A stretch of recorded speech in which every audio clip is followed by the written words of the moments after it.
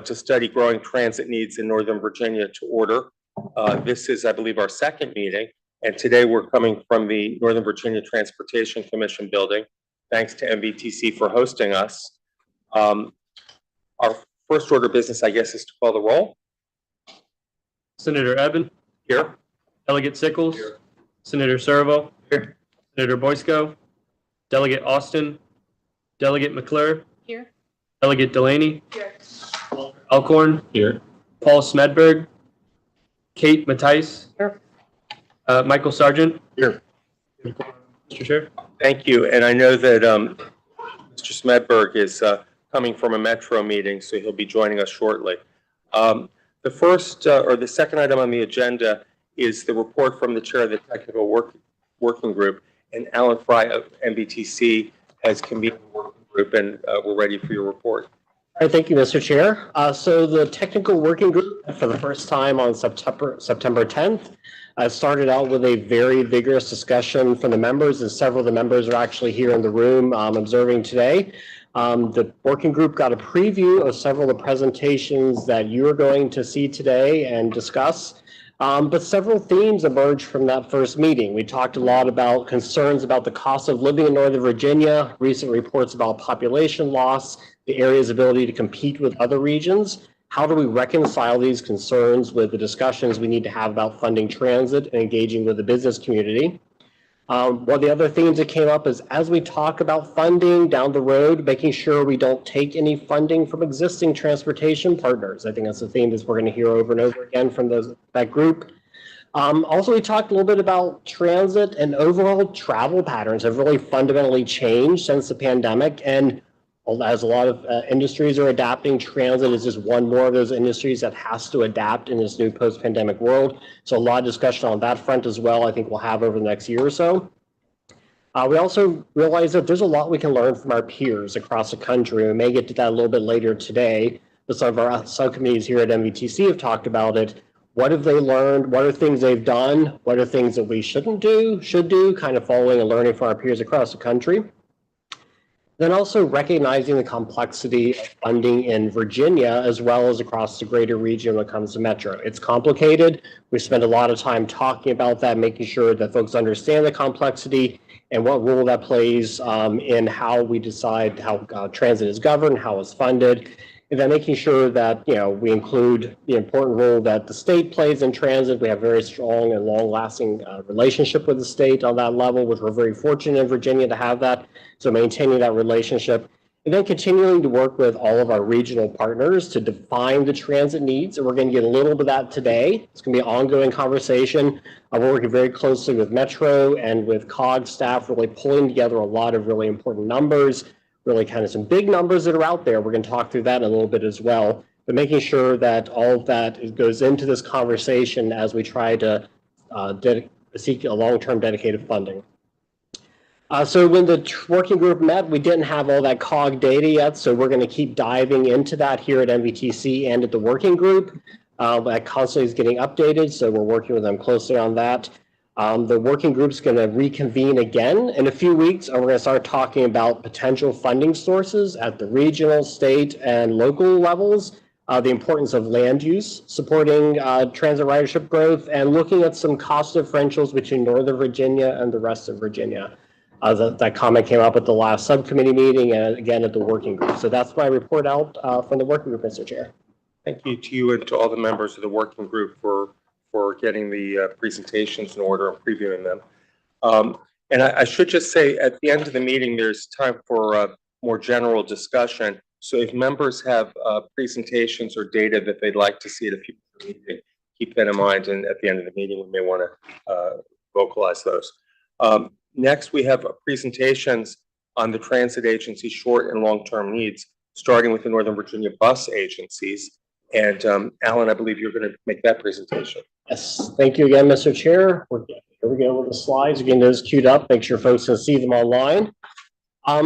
So yeah, first of all, before we dive into this, I want to thank all the folks from your office, Senator Eben, especially Luke. Shout out to you. Thank you for helping us this whole new process of working with all the state agencies. I really appreciate that coordination and collaboration to make sure everything runs very smoothly.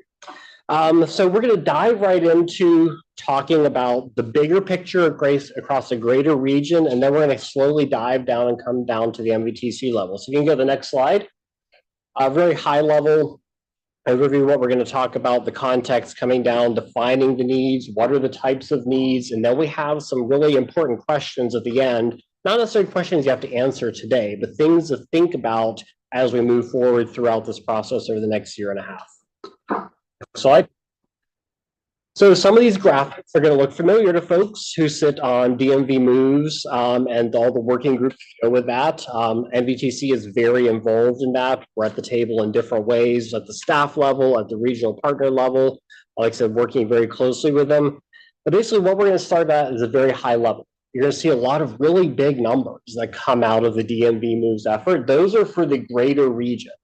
We're talking about everything from Frederick County up in Maryland, which is near the Pennsylvania border, all the way down to Prince William County, the greater DC metropolitan area. So those are some pretty big numbers when you think about it. The image on the left is kind of the lens through which DMV is looking at those numbers. I think they started at their last task force meeting on Monday, talking about scenario 1 and 2. That's like keeping our system really, really running. What we have today, maintaining it, keeping the service we have today, and some opportunities for some minor enhancements. So that's the big picture lens geographically of what we're talking about when it comes to transit needs in the DC area. So if you go to the next slide, we're going to start zooming in a little bit. So we've got DMV moves, that great big region. Then we have the subcommittee talking about the needs in Northern Virginia. So that's NVTC district and the PRTC district. It goes a little bit further south. Those are the transit agencies you're going to hear about today, along with Metro. Pretty big geographic area. Then we're going to zoom into the MVTC district. That's the one I'm going to talk about, the bus needs. We have folks from VRE here to talk about VRE, Metro folks to talk about Metro Rail, Metro Bus, OmniRide to talk about their needs. So we're going to hit all those different geographic areas. So I'm going to dive right into the MVTC district. So you can go to the next slide. So what is the investment we're even talking about? Still staying up here at the 40,000 foot level. So we're talking about Virginia's investment in Metro, in VRE, OmniRide, our local providers. As I mentioned a little bit earlier, what we talked about at the working group is it's complex. The scale of investment varies by different organizations. Metro's is the biggest. Everyone else is a little bit smaller. It's all contextual to the service area they provide.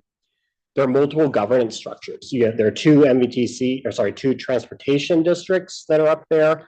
And then we have Metro, then we have VRE, which is a joint. So the complexity of how each one of the systems is governed plays into this as well, which means the funding is necessarily complex. And I know we've talked a lot about that here at MVTC. I'm sure you're going to hear a lot about that as this effort goes forward, because that complexity makes the solve a little more challenging, but we've got a great mind trust around the region. Folks who really understand this, who are going to help us along the way and really do that analysis. We understand what we're up against.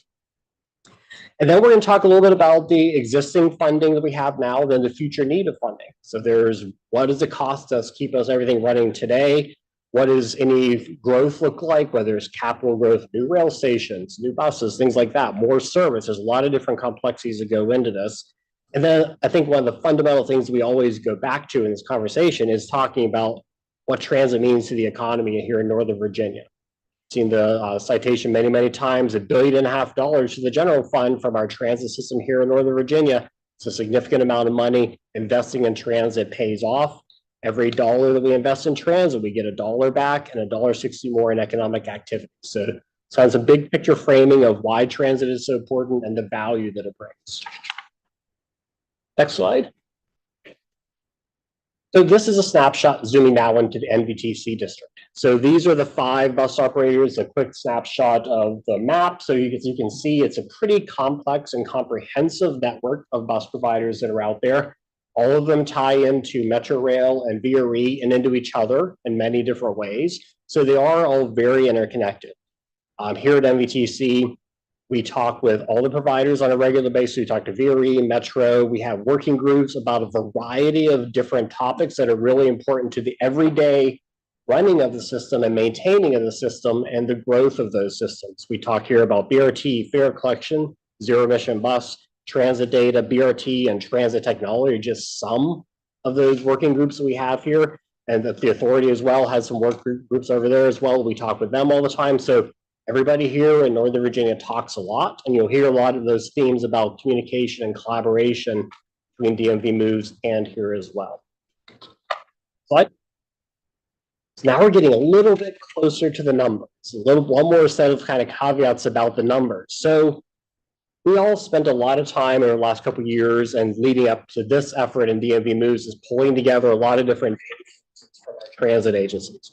We're looking at their operating budgets. So you usually do those 1 or 2 years at a time. Their capital budget usually goes out 6 to 10 years, depending on the agency. DRPT, our Commonwealth partners, they do require a strategic plan for all of our transit agencies. They go out 10 years. As all of you have dealt with budgets in a variety of ways, at the very beginning, it's kind of really precise. You know exactly what you're doing. It's very close when it comes to revenue projections. You get a little bit further out, it gets a little struggling to find the technical words, so it's a little squishy. It gets a little bit squishier out further out, but because all these documents get updated on a regular basis, that precision moves out as each year moves along. The other part of the transit budgeting world is there are local considerations. Priorities change. Things happen, whether it's in the local economy, a local area, local neighborhood, things happen. Priorities may change at any district level or at a community level. Sometimes projects accelerate. Wow, we got a great grant from the federal government or for some other opportunity, you're able to accelerate a project, which kind of moves things around. Then, or things may get delayed or canceled because we've seen that happen with transportation projects as well. That's just the reality of what's there. So needless to say, all these numbers are constantly in flux, and there is a great team around the region that's constantly working on keeping those numbers as precise as we can as we inform all of you of what the needs are. And then there's some of the economic trends. I don't need to talk about a whole lot of these, but things happen. There are real estate trends at the local level that impact how much money is coming into, let's say, Fairfax County in any given year. At the state level, revenue projections, nationally, supply chains, inflation, things that are beyond any transit agency or any local government's control, those all have a ripple effect down into each transit agency's day-to-day. And then there's some challenges we're dealing with in the transit industry itself. The loss of a couple of manufacturers over the last couple of years, leading to delays in getting equipment and getting new buses and getting quotes. So all these challenges folks are dealing with on a day-to-day basis, which directly affects them putting together the number, them putting together their needs, and being able to explain what their needs are. Next slide. This is just a 101, I think, price off from last time we met. What are we buying when it comes to looking at the operating and capital budget?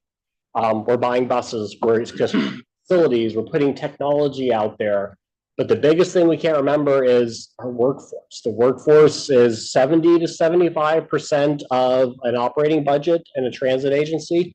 We need folks who can get out there, maintain our buses, maintain our trains, operate them, drive them, manage the stations, all that. So really, really important part of that. It's a big number. As we talked about a little bit earlier, we have binding agreements sometimes with them, collective bargaining agreements, labor agreements that drive some of those costs. But without that workforce, transit doesn't operate. Next slide. Now we get to come to some of the numbers. So as we talked about, we're going to see some really, really, really big numbers that come out of DMV moves. The numbers you're about to see on the next couple of slides are a subset of that. So it's not going to be a third, a third, a third. The temptations to do that a lot of times when it comes to budgeting. It's not a third, a third, a third, because what we're working on over here in Virginia is a little bit different than what Maryland and DC are doing. So first of the really big numbers, this is a little bit, one more framing. This is the next 10 years. This is what our agencies, our bus agencies are projecting their state of good repair expenses are going to be in the next 10 years. So what is state of good repair? It's a very fundamental element of transit. We hear about it a lot, especially in Metro, but all of our agencies deal with that. It's repairing the systems we have, keeping our buses maintained and operated, maintaining facilities. Each one of you have a bus facility within your jurisdiction, maintaining that, make sure it's working. Keeping it safe and reliable. I think that's one of the biggest things that really fundamentally comes down to. This is what keeps our transit system safe, reliable, and able to get out there every day and provide the necessary service that they do. So this is a pretty big number, $847 million of expenses that our transit agencies are projecting over the next 10 years. Next slide. We go into capital expansion. Now, this is that growth opportunity we talked a little bit about earlier. The more we invest into transit, the more we get back for our greater economy. So we're looking at approximately 1.8 billion. There's some really big projects that are floating out there right now that people are working on. A lot of staff in this room are working on as well. Arlington is a pretty big number there. They're working on transitioning their fleets to zero-emission buses, helping with their region's climate goals, adding second entrances to metro stations. Dash is doing the same thing with they're expanding one of their facilities right now, electrifying their fleet. There's also Richmond Highway BRT, a really big transformational project in Fairfax County along US 1, really reinventing that entire corridor. And then also there's Metroway in Alexandria and Arlington that's also being expanded. Some funding came for that with the Amazon win for Northern Virginia. Route 7 BRT, Duke Street and West End BRT in Alexandria. So a lot of really important big projects you're going to see over the next 10 years that are really out there. They're going to be transformational for all of our transit agencies here in Northern Virginia. Next slide. And operation. Again, 10 years, next 10 years worth of expenses. A big part of this, again, is the salaries and wages for staff, making sure that all of the agreements that each of our respective organizations has come into with union labor is kept to those and those expenses going forward. $2.8 billion. Some of the drivers, again, the collective bargaining agreements, inflation, and then general cost increases. Every single transit agency has contracts, multi-year contracts for technology, for maintenance, other things. Those all go up over time that are built into the contract. And these are, again, like all these are all subject to change over time, and folks update these types of information every single year. So some really big numbers. Again, this is a subset of the greater region, but this is 10 years of expenses on capital expansion, state of repair, and operating. So these are the kind of numbers that we're looking at when it comes to the transit needs. And one thing I'll touch on again a little bit later is also we have the needs, the expenses. Right now, there are some existing great programs that are out there. All of our jurisdictions have access to different pots of money at the local level, regional level, et cetera. So that's the next part of our analysis. This is talking about what those expenses are. And it's like, what do we have today? And then what's the difference of what we solve? So next slide. I think we actually talked a little bit about some of this already, about the coordination. That conversation came up at the working group. It came up at DMV Moves. This is just another list of examples of a lot of different ways that we are collaborating. It's not just within Northern Virginia. We talk with our partners across the rest of the state. DRPT is very helpful in facilitating those conversations across the entire Commonwealth with all of our partners there. Also, we talk to folks in Maryland and DC as well, because they have their own experiences and their own lessons learned that we can all learn from them as we move forward. Next slide. So we have a lot of homework to do after this. This is the first of many conversations we're going to have about transit needs here in Northern Virginia. We've heard a lot about it here. We'll hear more about it at the work that METC does to our committees there. Like I said, this is a subset. We have our expenses. We have some homework to do on all the various existing funding sources we already have in place. And then the big question is, what is that delta? What does that need to keep us going, keep our systems safe, keep the same level of service we have there as ridership continues to grow? I think you're going to hear a lot about ridership later today. So as we move forward, I've got some kind of rhetorical questions for you to think about and consider as we're all engaged in all these different discussions across the region. So what is the vision for transit in the greater DC area? DMV Moves is tackling that. What is a great vision for transit in Northern Virginia? I think that's collectively represented by folks here and then by all of our local officials across METC and PRTC. What is the investment that we need to maintain, sustain, and grow transit? That's a fundamental part of this entire effort. And then what are some of the tools we can use to manage costs? Because we all get that. It's like, it's not just any one transit agency has to manage costs. We're all trying to manage costs. We're all trying to be as responsible as we can when it comes to making sure that, making sure that we keep our costs under control for responsible investment of taxpayer dollars. So that's a lot of information to throw at you. Hopefully, if you have any questions, I'm happy to answer them now, or Senator Ebben, how would you? We do have a few questions. Sure. First one from Senator Skirvin. I brought this up at the DMV Moves meeting the other day. When I was a kid, we had one bus system, Metro. In the 1980s, and save money and control things themselves, and now we have 8 bus agencies operating. Not clear to me how it's not more efficient to operate as one system, like major other big metropolitan area capitals. Like whenever I go to anywhere else to travel, I get a transit ticket. I get one ticket. Tokyo, I think I got 2. I think one of the longer range trains was like a different ticket or something. But in any event, it's just not clear to me how having 8 systems operating in our region is efficient. I'm not clear why there's not a conversation going on about it. Maybe another way to achieve better efficiencies might be to try to what we did in the 1950s and 60s when WMATA basically condemned all the different transit bus systems that were operating in the DMV and put them under one umbrella because there were from the 1930s up until about 1960. We had a whole series of buses, and then they all got consolidated, and then they broke apart. So, I mean, that part, I haven't heard anybody talk about it. I seem to be the only one bringing it up, but reaction to that, I don't. It's not something we're explicitly looking at here. I know that we've had similar conversations at MUTC. Mr. Alcorn is nodding his head as well about, I'll let you speak first. Is there anything you want to say to that? Yeah, we actually have talked about it at NBTC, at least in some of the committee discussions. And frankly, that could go either way in terms of getting efficiency. I mean, it could be that, WMATA maybe could take it all, take all the local systems, or the other way, it could go the other way as well. Maybe the local systems take the moderates in.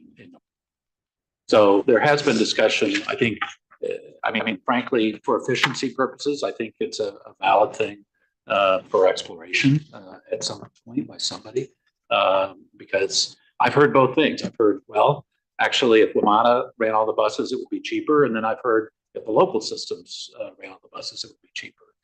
I'm not sure, how that comes out. And frankly, one of the things, the WMATA system for buses in Northern Virginia has been there a long time. I know in the part of Fairfax County I represent, there basically weren't people there whenever the bus system was created. So the Fairfax connector basically was created to serve some of those newer areas. So you do see the WMATA service, and it's 40% of the county bus service in Fairfax County is WMATA. Tends to be in some of the more established legacy areas. So I'm open to the discussion, personally. Can I ask Supervisor Alcorn, the Metro buses that do run in Fairfax County, does Fairfax County make an extra contribution to Metro for that, or is that just? Yes, and actually has been a lot of discussion. We may hear about it later about the subsidy formula. It's not exactly clear cause and effect, more service, more subsidy, less service, less subsidy. That's one of the things that's being updated by Metro. Maybe we should record that as something that we should come back to with more detail at a future meeting. Did you have a follow-up question? I know there's some routes that run. Obviously, my area that I represent, that I'm most familiar with, has a lot of the legacy stuff. When I was a kid, I would take the bus to the airport before Huntington Metro existed, so I get to the museums. But 1983, I think they opened Huntington Metro. 87, I forget what it was. Anyway, but there are currently bus routes that originate in my district that go through 3 jurisdictions to get, or maybe 4 jurisdictions to get to the end. I think Fairfax County want to be in the business of serving, which is, I assume, why Metro still has it. But it seems to me there's other potential efficiencies that could be gained in routes. But I don't know how you have 8 different systems doing procurement and payroll and planning and everything else, and there's not some efficiencies in there somewhere by having it all under one umbrella. I just don't. It doesn't seem plausible to me now. Obviously, if all the localities are paying workers a lot less, and ATU 689 has a much better labor deal with WMATA, labor costs might go up some or something like that. There's also more leverage in there somewhere. It should be part of the discussion. Okay. Any other questions for Alan on this portion? Well, then we can move on to OmniRide and the Rappahannock Transportation Commission, PRTC. I understand Phil Perella, the Chief Financial Officer, is here. Hi. Thank you. First, our executive director, Dr. Schneider, sends his regards and he'll be here today. A little bit about us as an organization. We provide commuter, local, micro, and paratransit services, mostly throughout Prince William County. However, our service area is growing pretty significantly. And we'll get into a little bit why that is, but from east to west, 66.95, and now operate out of Spotsylvania County, going all the way to Washington, DC. Our co-owner of PRE, however, they really operate amongst themselves. It's just part of the umbrella commission. And we host a regional van pool program, the Van Pool Alliance, which helps us earn federal dollars that help subsidize transportation operations. So our funding overview and our most pressing issue is, first of all, our local funding is a discretionary allocation of the state motor fuels tax. That tax is flattening, so the ability for the local municipalities to use that as the sole source of jurisdictional funding is becoming a challenge. In fiscal 25, which is the current fiscal year, they've had to provide other fund sources to balance the budget. And those funds are also used to help capital grant matches, which is a significant investment for us. State funding is another significant revenue source for us.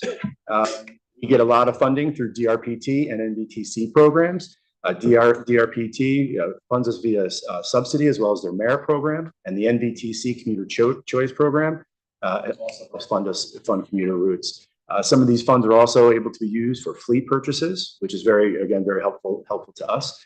But it should be noted that the DRPT and NVTC programs has really helped OmniRide expand its footprint, if you will. And a lot of these breaking into areas like Spotsylvania and even out into Front Royal and Warrenton are allowing us to try new markets because of the funding supplied by those entities.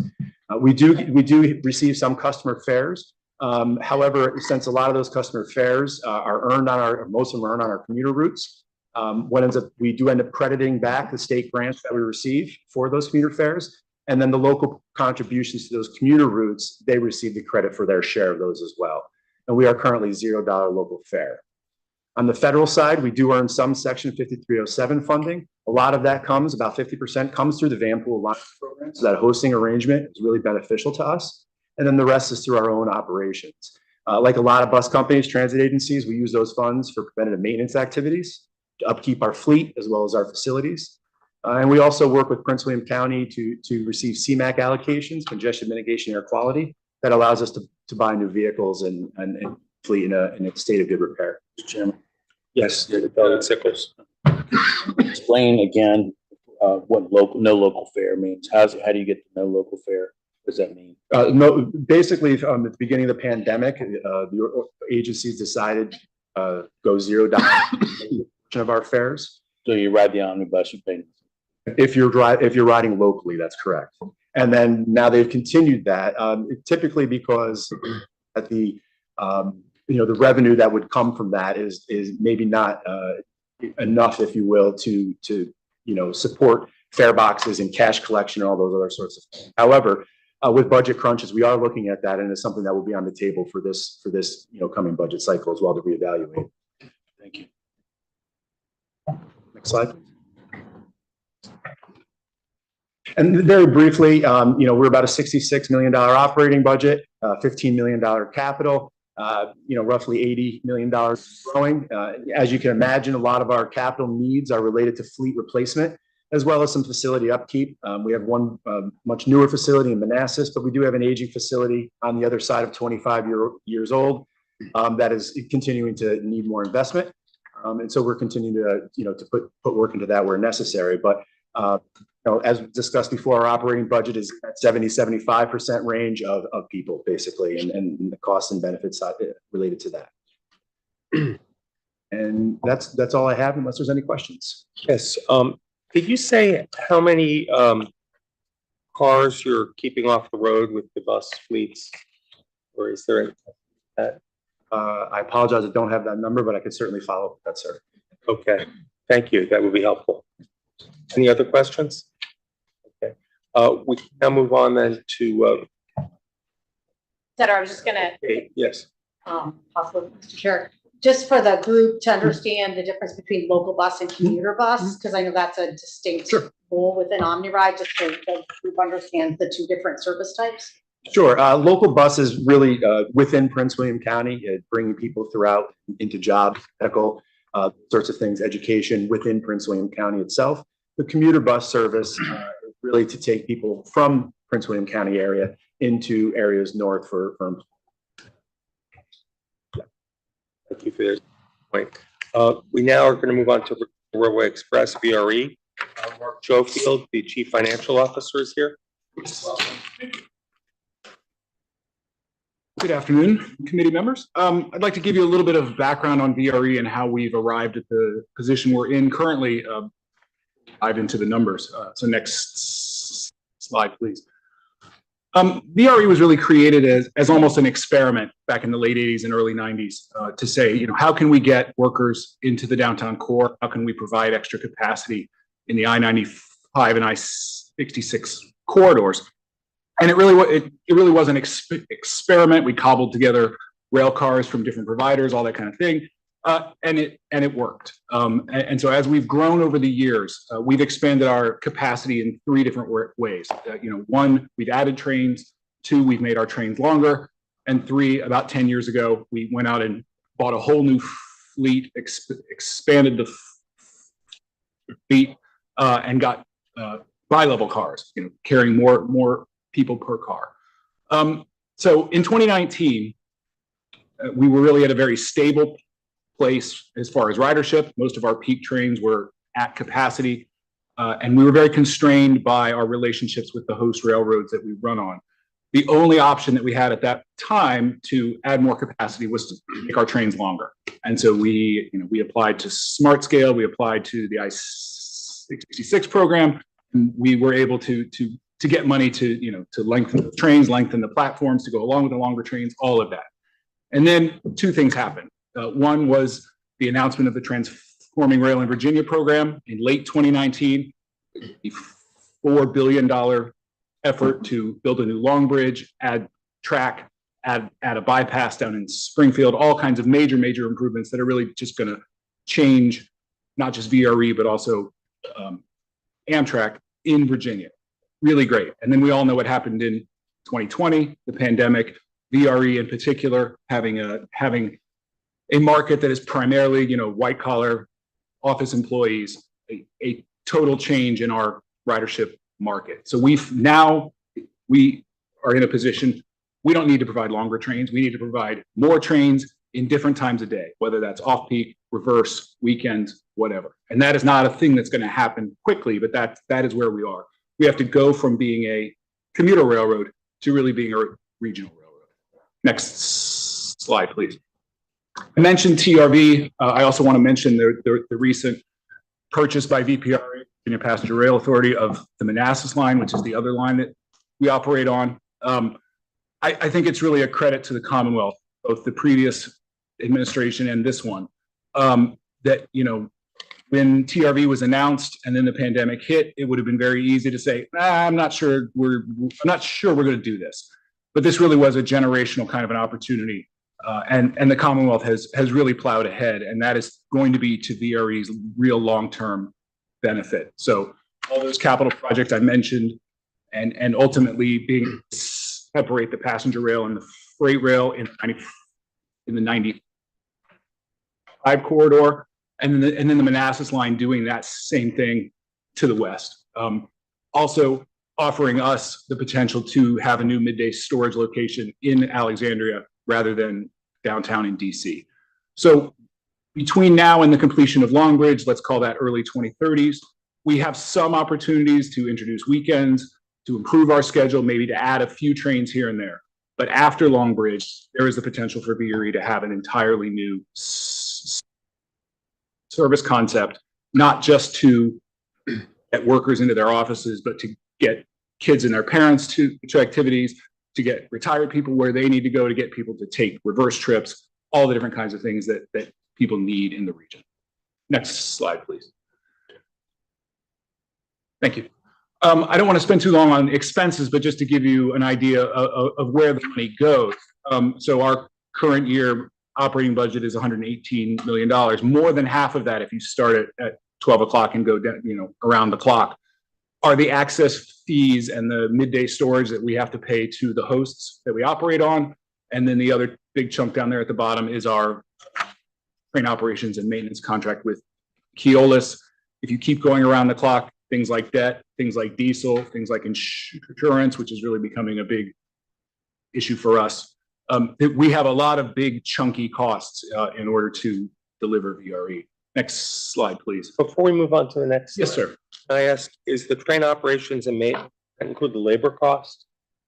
Yes, that is the cost of the operators. I'm sorry, the conductors, the engineers, maintainers. Yeah. Thank you. So then we have the same chart, but in green. So how are we paying for it? If we were looking at this chart again prior to the pandemic, that chunk for the revenue from the passengers, that would be taking up half of this pie chart. So we were consistently budgeting and getting half of our operating revenue from passengers. That is not the case currently. We are trying to get back to that, but not clear long term that we'll get back to that. And then the rest of it comes from a very wide range of sources. We do get a very important jurisdictional contribution from all 9 of our jurisdictional partners. I will talk a little bit about the money that we get out of the MTF now from the state. And we do also get very important reimbursement from VPRA on the access fees. But then going around the clock and up to that dark green in the top, we are right now very reliant on that pandemic relief money. And I will talk about that again as well. All right, next slide, please. Thank you. And this is just to give you an idea of our capital improvement program. This is a 6-year capital program, about $1.3 billion, some very aggressive investment in our storage yards, our maintenance, station parking, rolling stock, and our passenger stations. With the exception of rolling stock, again, which I'll talk about towards the end, most of these are mostly, we have the money lined up. It is that long-term rolling stock that we've identified as a need that we don't yet have the money lined up for. Next slide, please. So I want to talk about some important ways that we are funded and how that can inform the discussion that this committee is going to have. We are operating in capital fund. The CROC was created in 2018 and is dedicated to commuter rail. We are the commuter rail operator in Virginia. This has very few strings attached to it, which is really good for VRE. We can use it for operations, we can use it for capital, and we can and have used it as the backing on a debt issuance. I think it's important to think about sort of 2 things. The CROC is a vehicle, and then we choose different revenues to put into that vehicle. So we currently get $15 million per year, and there is no escalation on that, from the regional gas taxes collected in the NBTC and the PRTC region. But of course, it is possible that you could change what you put into the CROC. We have chosen for the first 3 years to program the monies to particular key capital projects. And then in our agreements with VPRA as a part of TRV, our next 10 years after that have totally been committed. Again, partly through the debt issuance, we assisted VPRA in the purchase of the right-of-way from CSX. And then we are making a cash or pay-go commitment each year to assist with the Long Bridge project. Next slide. State. This has changed actually very recently. We previously, along with all the bus operators in the Commonwealth, were a part of the merit program with DRPT. And everybody worked their best, but it was challenging to come up with ways to measure VRE against a bunch of bus operators. It was kind of a square peg, round hole kind of thing. And so we, starting in this year, we are now out of the merit program, and we receive up to 3.5% of MTF. And that goes not just to the operations, but also to the capital that we use to match like the FTA grants that we get. We are not guaranteed to get the 3.5. We have to submit various performance measures to DRPT, and then they make a recommendation to the CTB. That is currently at about $16 million a year. The MTF, of course, is not growing terribly quickly, so that, so that amount grows only a little bit year to year. And as I mentioned earlier, we do also get reimbursement on those track access charges from BPRA. That is not, I wouldn't call that dedicated. That is just an agreement that we have that gets renewed each year. Mr. Chairman. Yes, Delegate Sickles.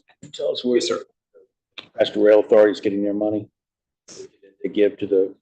They're using various state revenue sources that they get from a couple different pots. I don't have the names of those. I could. Maybe Mr. Sargent would like to. I can't speak to exactly where they're drawing down that one, but they get there's a Commonwealth Rail Fund. RA gets lion's share of that, over 90%. That's part of the overall transportation flow of funds. How old is a set of funds in the last 10 years, or is that? Yes, sir. I believe those were created in the 2020 omnibus. So, yeah. When we created BPRA. Yes, sir. Can I ask you, mind if I ask you? Please follow up. Do you think that we're paying too much to CSX and Norfolk Southern? Have you looked at it compared to other regions since they got us, by the short hairs? We can take a look at that. I don't know off the top of my head, but I know that the variability certainly was a concern, as inflation plus the railroads just operating their own businesses, charging those to our trains. That was having certainty over the long term is definitely an asset. Seems that they're in a good negotiating position. Well, Right. and just to speak to, DPRA's purchase that they just closed on the Manassas line, now we're out of that business with Norfolk Southern, so that's good. Thank you, sir. Next slide, please. We do get a lot of important jurisdictional support from the 9 jurisdictions that make up VRE. That jurisdictional contribution gets allocated roughly by ridership. A chunk of it goes into the operating budget, and then a chunk of it is used for the necessary local capital match. Some of our jurisdictions do use their regional gas taxes, while others do use their general funds. We were, prior to the pandemic, we were in a nice place where we were sort of doing fair increases one year and then increases to the jurisdictional contribution the next year. That we all could kind of live with that. We turned off both of those during the pandemic and are now trying to turn them back on, and we're just in a much different place. We were able to use some of the pandemic money in that sort of 22, 23, 24 period to give the jurisdictions relief. We're back up to the level in 25 where we were in 21. And that's an ongoing discussion with them about, how much can they give to VRE when they do have these other needs, be it, schools or parks or whatever else. I think on the one hand, they understand that they are leveraging a relatively modest investment into a much larger delivery of transit. But as we look ahead at all the increases that we want to do, we want to take advantage of everything that the Commonwealth is doing in TRV and the purchase of the Manassas line. But the jurisdiction are not going to be able to bear the entire projected cost of the things that we want to do. Next slide, please. Just to update this group on where VRE is with respect to the pandemic, the 3 main tranches of relief. We have drawn all of our CARES Act money. We are about halfway through the Rescue Plan Act money, and we have not drawn on the CRIF yet. Relative to how large we are, it wasn't through any skill on my part. We were just relatively lucky in how much money we got. We still do have a cliff. It's just a little bit further out. We're still projecting for approximately 2028 to utilize all of that pandemic. Next slide, please. So looking ahead at our needs, both operating capital. I sort of live with cognitive dissonance because the near term is tough and the long term looks great. So how do we try to get from here to there? Prior to Longbridge, like I mentioned, we do have the ability to expand service on the weekends, make some other improvements, on weekdays, but not a ton. As I mentioned, we had a history of getting more than half of our revenue out of the passengers. We're probably unlikely to get back to that soon. We as who do we serve? We need to go where the riders are. We need to be able to attract those new riders while recognizing that our old rider base, most of them did get the transit benefit. And we're able to pay relatively higher transit fares. We don't want to leave that money on the table. So we're trying to balance those needs. Our cost growth after a couple of years of really high jumps, right after the pandemic, is mostly back to normal. But like I mentioned, property and liability insurance is a significant risk area for us. And the new midday stores location that we're hoping to make work as a part of the Manassas line purchase should prove to be more not just be a better capital project, but also be a better operating project. So we have a lot of things pushing in different directions in the near term. But again, that cliff is coming in terms of the expiration of the pandemic money. After Long Bridge, it's a whole new world. We want to be able to take advantage of this multi-billion-dollar investment that the Commonwealth has made in order to add all kinds of trains at all times of the day and night. And that is, again, we're not going to be able to do that by just going to Stafford County and saying, hey, pay up. Next slide, please. As I mentioned, our current capital program over the next 6 years is about 1.3 billion. We are looking at some projects that have experienced some pretty material cost increases, so we're looking to plug those holes. I will say, other than rolling stock, our sort of near-term capital program is in a pretty good place. And some of those changes I mentioned with respect to the Manassas line purchase by VPRA ought to also have positive impact. Our biggest capital need in the future is going to be rolling stock. That's both rail cars and locomotives. We're going to need more locomotives to be able to deliver, even if we kept the same position them, we would need more locomotives to do that. We're also going to want to add cars again to be able to increase, more trains per hour. And then we have our current fleet of 100 rail cars that is going to need replacement in the mid 2030 timeframe or so. Thank you. I turn it over to Senator Serville. I wanted to ask, the money from the managed toll lanes from 66 and 95, is that represented on the revenue? Do you get much? At the moment, we don't. We have some discrete. Sorry, let me back up. We were successful in applying for some of the concession money right at the beginning of the project. We're using those for major capital projects in the corridor. We've also been successful with some of the commuter choice programs, again, within the corridor. We're not getting any direct money sort of year by year. We are looking potentially at the I-66 outside the Beltway program to assist with the contribution that VRE is going to make to VPRA on the Manassas line purchase. For a future meeting, we could note the managed toll lanes and how much money, and if it grows, and how much of it's going to these needs. That'd be helpful. Scott, Senator Serville, you had a question? Yeah, so I had a bunch of questions. So when you talk about your capital needs, I think you're mainly talking about your capital operation like rail cars and internal infrastructure. You're not correct. The responsibility for the bridges and the track and all that is either the NS or the private hosts or VPRA. Yes. So is Long Bridge fully funded now? I believe so. Yes. Yes. Yeah. Please continue. All right. So, and I don't know if because my questions are mainly about the needs for capital infrastructure for the rail line itself, as opposed to you. You might not be the right person to ask this question. But my recollection is that, obviously, in terms of growing your service, it's important that the service be reliable, but also, I think, fast. Faster you can go than cars, or closer we can get, faster than cars, whatever, the faster you'll grow. I also sit on the Virginia High-Speed Rail Commission, our interstate commission with North Carolina. We're trying to get trains all the way down to New Orleans and Atlanta, et cetera. My recollection is part of that. There's another $1 billion needed to put the third rail over each creek crossing, Occoquan and each of the creeks in Prince William and Stafford, apply all that. Is that still a thing? Because it seems to me eliminating those bottlenecks is also a big part of making your service go faster. You don't have to go as slow or wait as long or whatever. Is that I'll give you two quick answers and then we could probably talk to VPRA as well.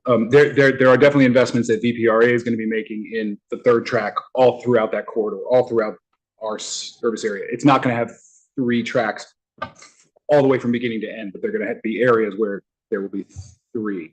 and that'll give them a lot of extra capacity. I think for VRE, our primary issue right now is reliability as opposed to an increase in top speed. Our biggest issue for customers is when we get behind a freight train, when we get stuck at Union Station behind the Amtrak train, if we can, between our investments and their investments, if we can get us out of that, that will give people the reliability I think that they need to be able to choose VRE more than just a couple mile an hour top speed increase. Okay, So I'm just trying to get a sense of the big capital needs, because I know, for example, one of the projects, I can't remember if Doug Sickles was involved in it or not, was the new bridge over CSX bridge, whatever, CSX VRE bridge, whatever, over Route 1 down there, I-95. That's not funded yet. Yeah, well, it was funded at one point, then the money got taken and put towards the Springfield bypass, I guess, and the stuff's been rejiggered to. There's another one, Atherton, right? Right. Well, anyways, there's a whole bunch of those, the ones I get questions about, because those ones are in my district. People have to drive their cars from, there's safety issues. Yeah. Right. The neighborhood doesn't like it now. Okay. Wait for your letters. All right. But I'm trying to understand, like, in terms of the decisions we got to make in Richmond, in terms of coming up with money for capital and stuff, if there's any sense of like how far behind we are on all that money we might need to come up with to sort of finish building out the pipeline for you all to put your trains on so that you can maximize your service in a way. In addition to, I know Long Bridge is the big choke point, that once that's open, maybe bar the gate, but there's all this other stuff that I think can affect it. Would it be possible to try to pull that together and bring that to you at the next meeting perhaps? Or? Okay. All right, because I think there's some big numbers in there. There are, yeah. That's what's so exciting about it. We got to go get it, Scott. Yeah. Our job. All right. Okay. Were there any other questions then? Yes. So on the attracting new riders, do you have any kind of plans in place, and will there be any associated costs that you anticipate with trying to get the word out and attract these new riders? Sure. So the first two things that we've done is this year, or for this year's budget, we said all kids 18 and under can ride for free, trying to get more families to be able to ride, have it be an option for them. We also have budgeted in this year to begin this Saturday train service. We have not been able to start that yet. We're hoping to kick that off in the spring of this year. But that's us really beginning to transform into something new. And there really does need to be more marketing to go along with that. I think there are a lot of people who only kind of know about VRE. There are a lot of new people who moved to the region who have no idea about VRE. And so we've been ramping up our investment in that as well. Thank you for the presentation. Were there any other questions? Thank you. Thank you. Okay, next on the agenda, we're going to hear from WMATA, an update including cost containment strategies and opportunities. And I believe we have two presenters, Tom Webster and Yetunde Umide. Did I say it right? Yetunde Olumide. Thank you. You got it right. On the financial and performance trends in the regions. Oh, I'm sorry. No, the cost containment strategies and opportunities. Good afternoon. My name is Yetunde Olumide. I'm the Executive Vice President and Chief Financial Officer at the Washington Metro. I'm joined today by Tom Webster, Executive Vice President and Chief Planning and Performance. Today we'll provide a brief financial and performance update, as well as discuss two potential transit system and funding scenarios for our region. In April of 2024, WMATA's Board of Directors approved a combined operating and capital budget of $5 billion.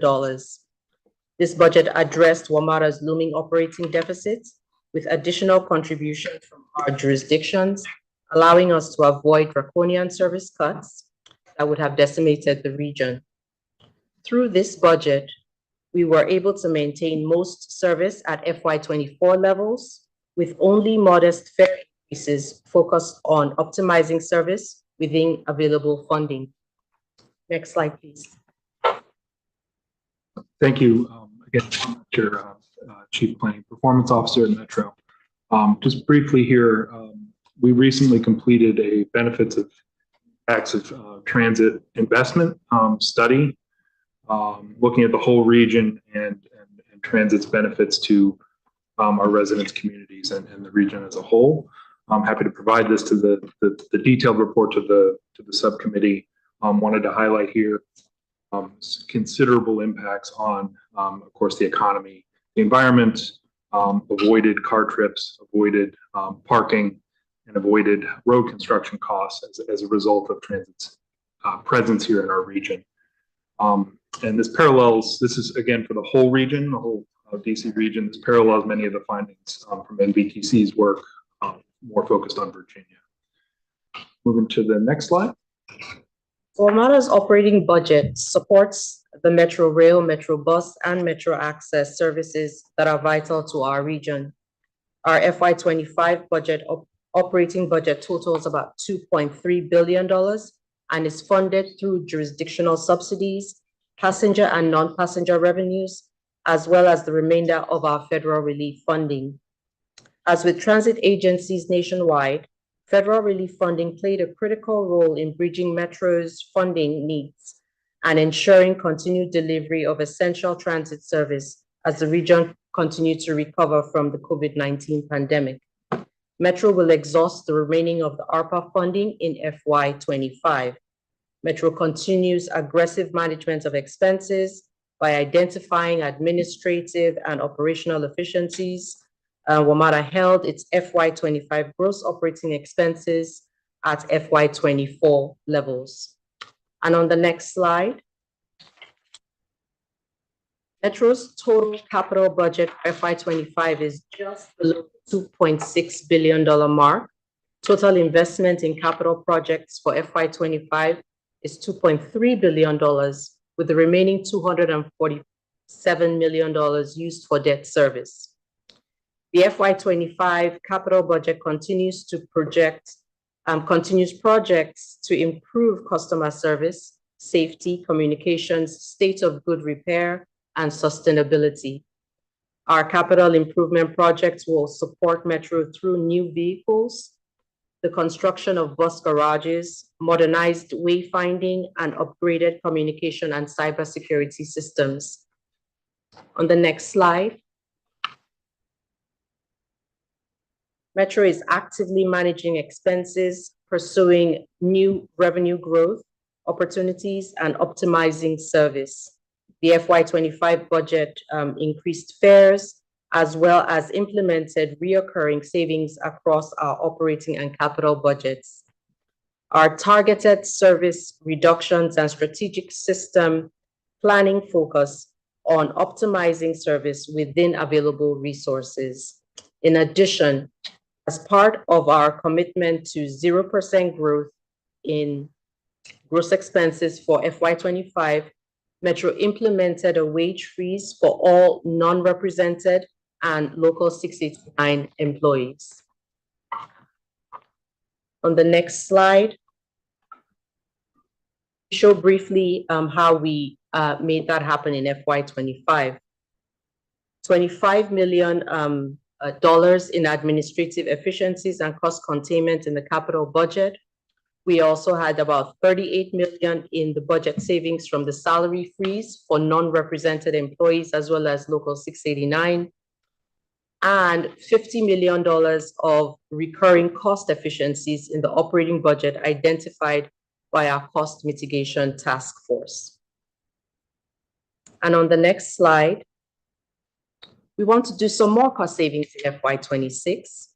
Currently, we're actively pursuing strategies to identify internal efficiencies in human capital management, contract management, and energy savings, as well as opportunities to consolidate facilities and maximize our real estate assets.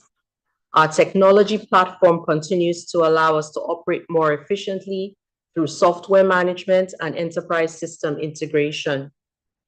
Our operational efficiencies through our bus network redesign and automatic rail operation will continue to produce better service while maximizing our resources.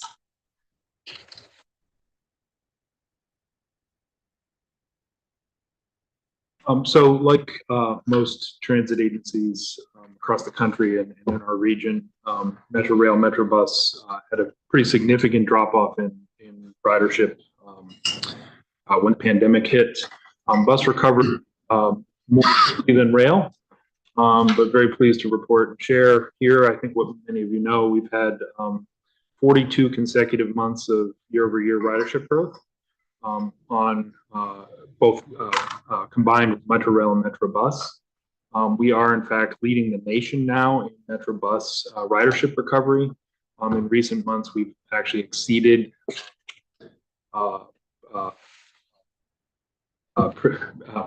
pandemic level ridership on bus, particularly strong on weekends and all periods of the day. And on Metro Rail, in the past year and a half or so, as we restored rail service following the 7000 series rail car issues, we've seen very substantial growth in rail ridership. So the stats here on this slide are our year-over-year comparison. So our fiscal year ended back in June. This growth has continued in the months of July, August, and September. And a couple of trends this month that are worth noting. We've had our highest federal employee ridership day and the highest month to date since the pandemic. So about 80,000, just under 80,000 federal employees on a Tuesday earlier this month. We've had 6 of our highest AM peak period ridership days, which again is a very good indicator as that's typically the commute period for office workers. Why did this happen? Of course, there's a lot of factors, return of activity and work. But a big part of this is also that Metro and the region have adapted our service, focusing on good, frequent, reliable service all day and all week on both Metro Bus and Metro Rail, picking up customers who travel in all of those time periods with a more consistent all day, all week service. Can I ask, just to restate, just to be clear, you said you're above the pre-pandemic level for bus ridership. Yes. And on rail, could you restate that? We're around 75 to 80%. So it depends on the time period you're looking at here. So in the prior in the prior fiscal year, we were overall 81% recovered to pre-pandemic, and Metro Bus was just under 100%. Metro Rail was about 64%. But for fast forwarding to the next time period here and looking at the latter half of last fiscal year and the beginning of this one, we've gained more fairly consistently month over month as we move forward. Great, thank you.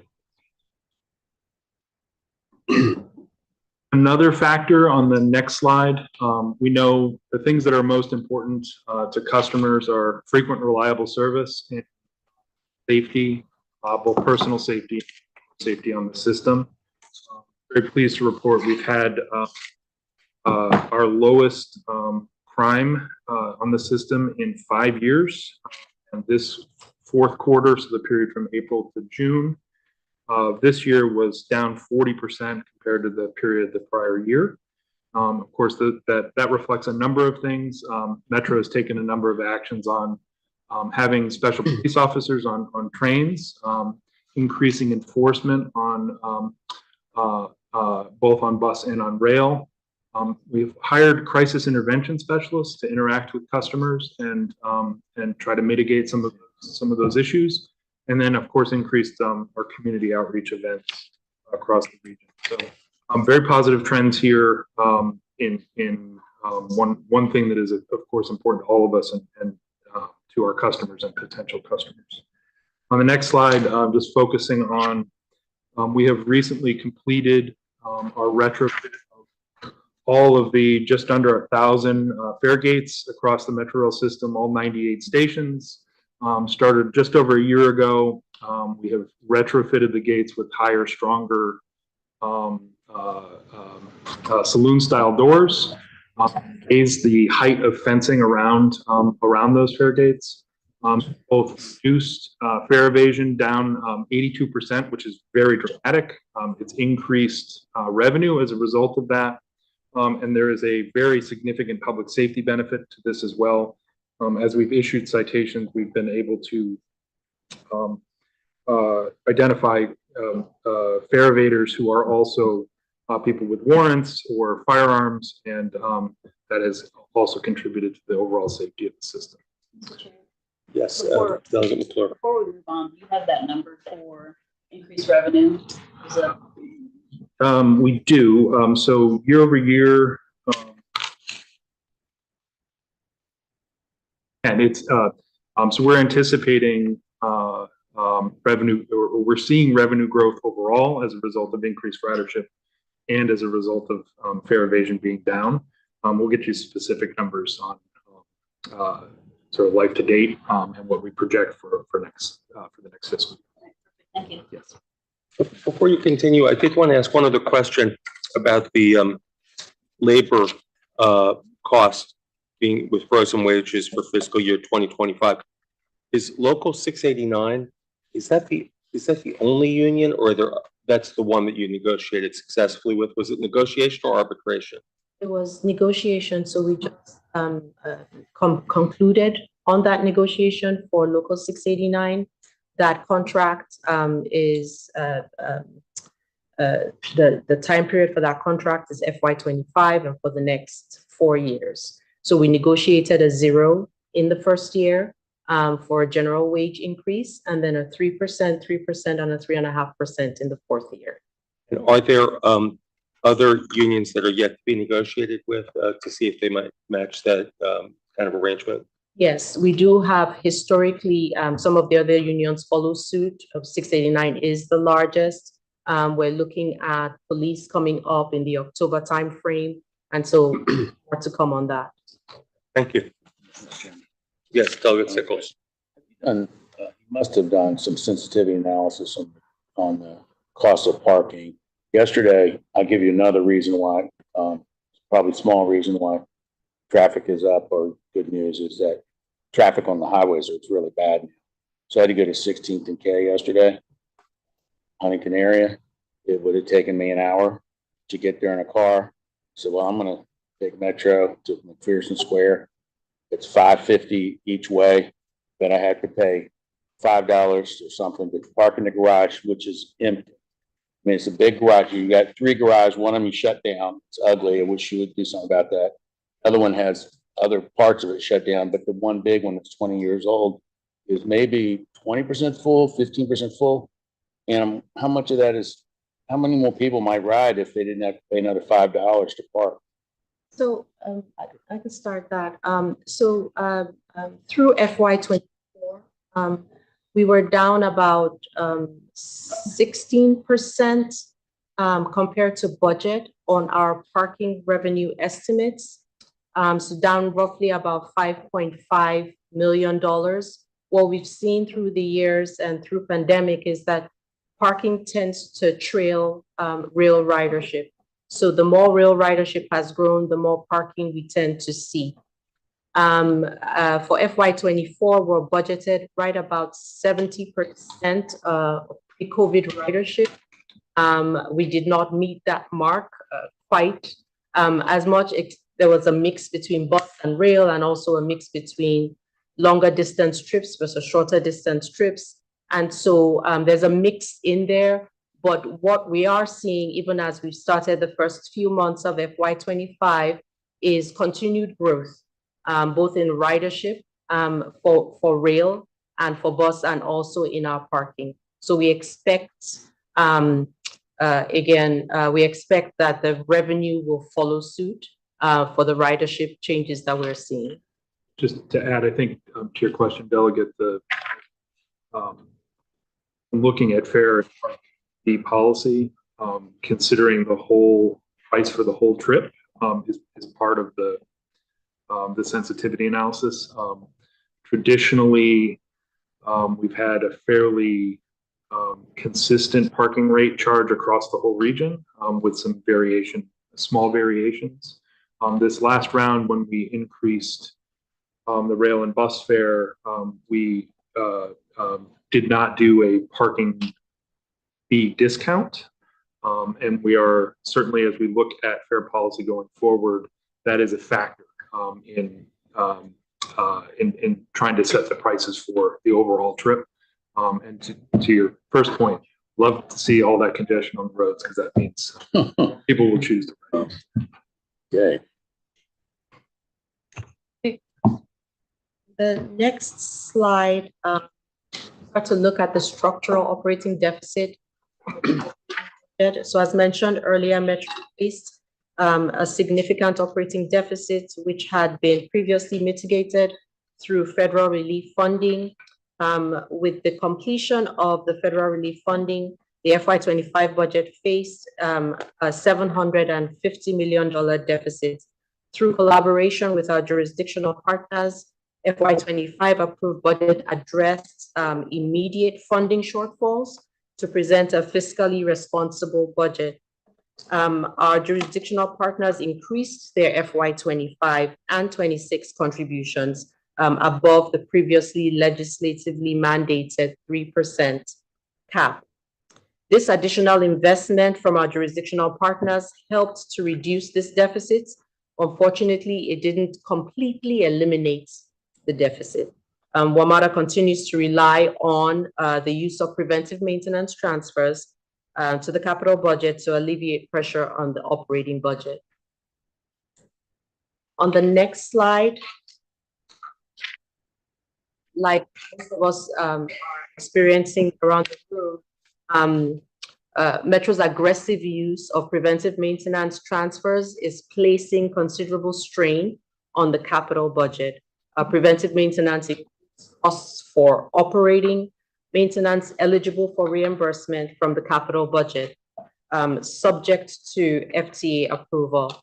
The annual budget establishes the maximum amount of PM costs to be transferred from the operating budget to the capital budget.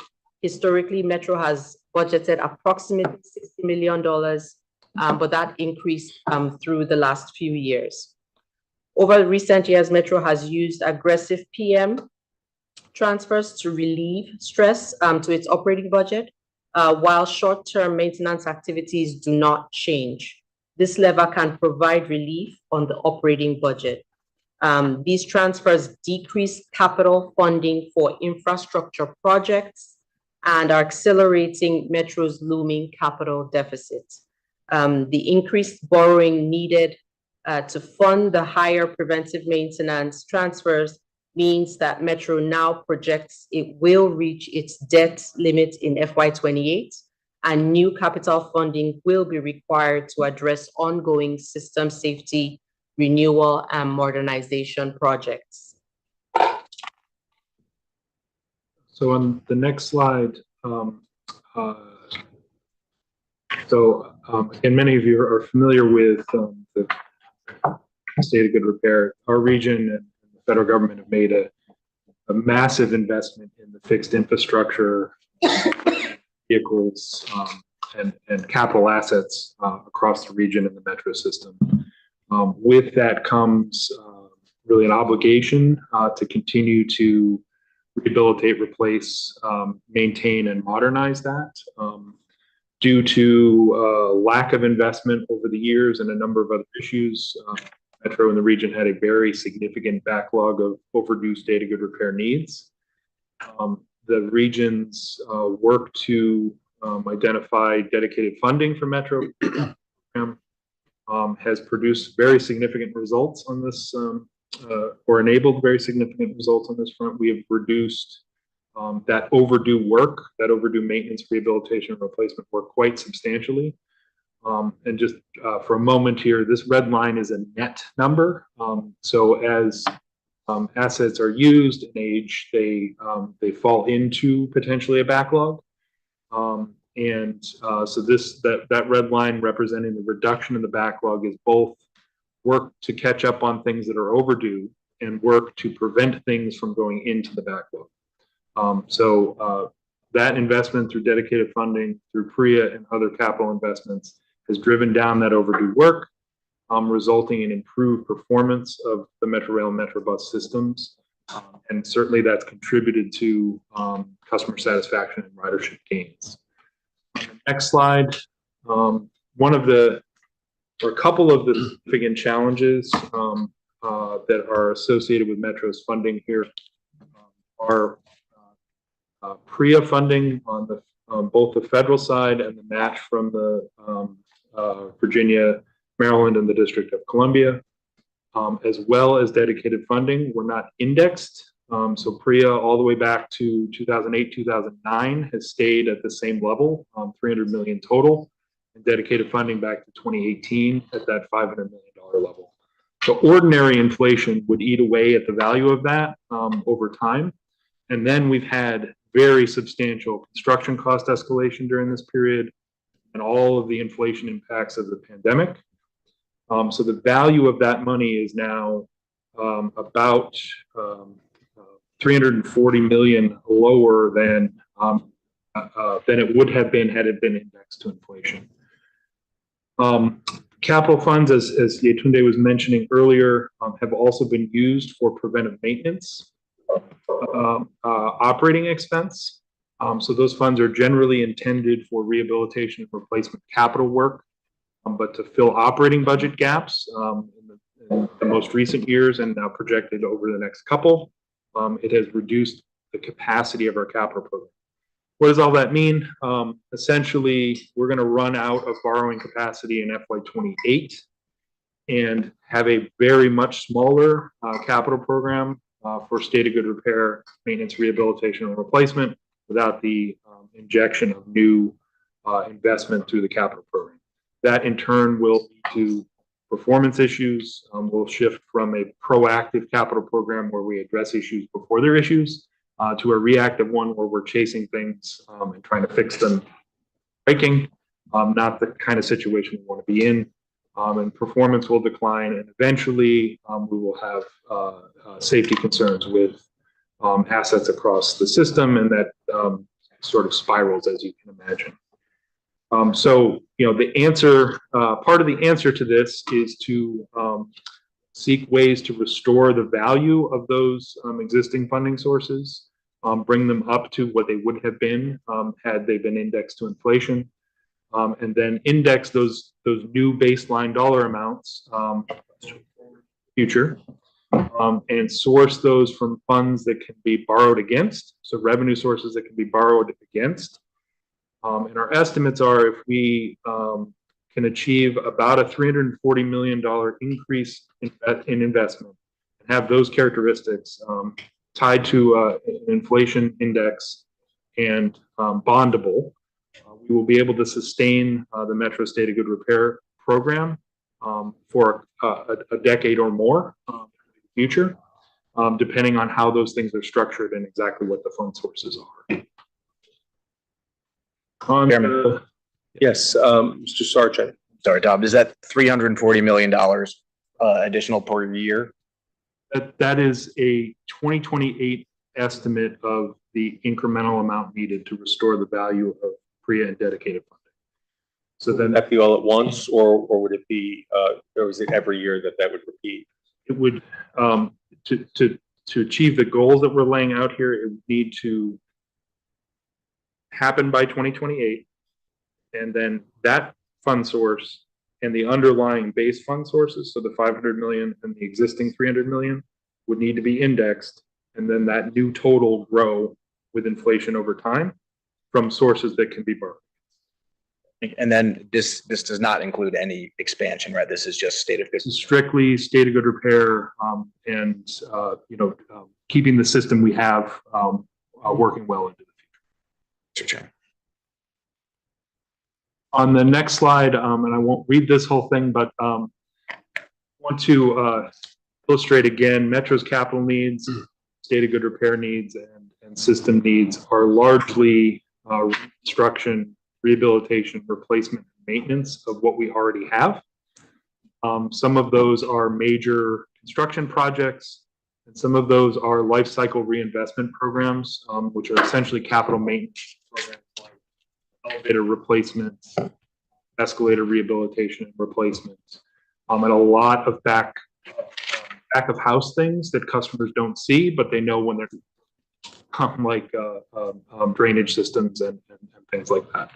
So it's a wide range of asset reinvestment, not a lot of flashy modernization or expansion projects, or no expansion projects. What's the status of the red line? I believe that there was some water or wiring issues in the tunnels for the red line. Have those been corrected? So we have thank you for the question. We have an ongoing forever water problem on the red line in particular, because of where and how the red line is constructed. So it's really about mitigation of water leakage, and for the committee, what water does when it interacts with electrical systems and metal and infrastructure, deteriorates and causes arcing insulators, and then of course reliability and performance issues. So the water mitigation efforts are to try to reduce the amount of water and reduce the amount of replacement and maintenance work that happens in those tunnels. So it's kind of never going to go away. Whack-a-mole that you do patching as it needs. Large scale. Delicate sickles.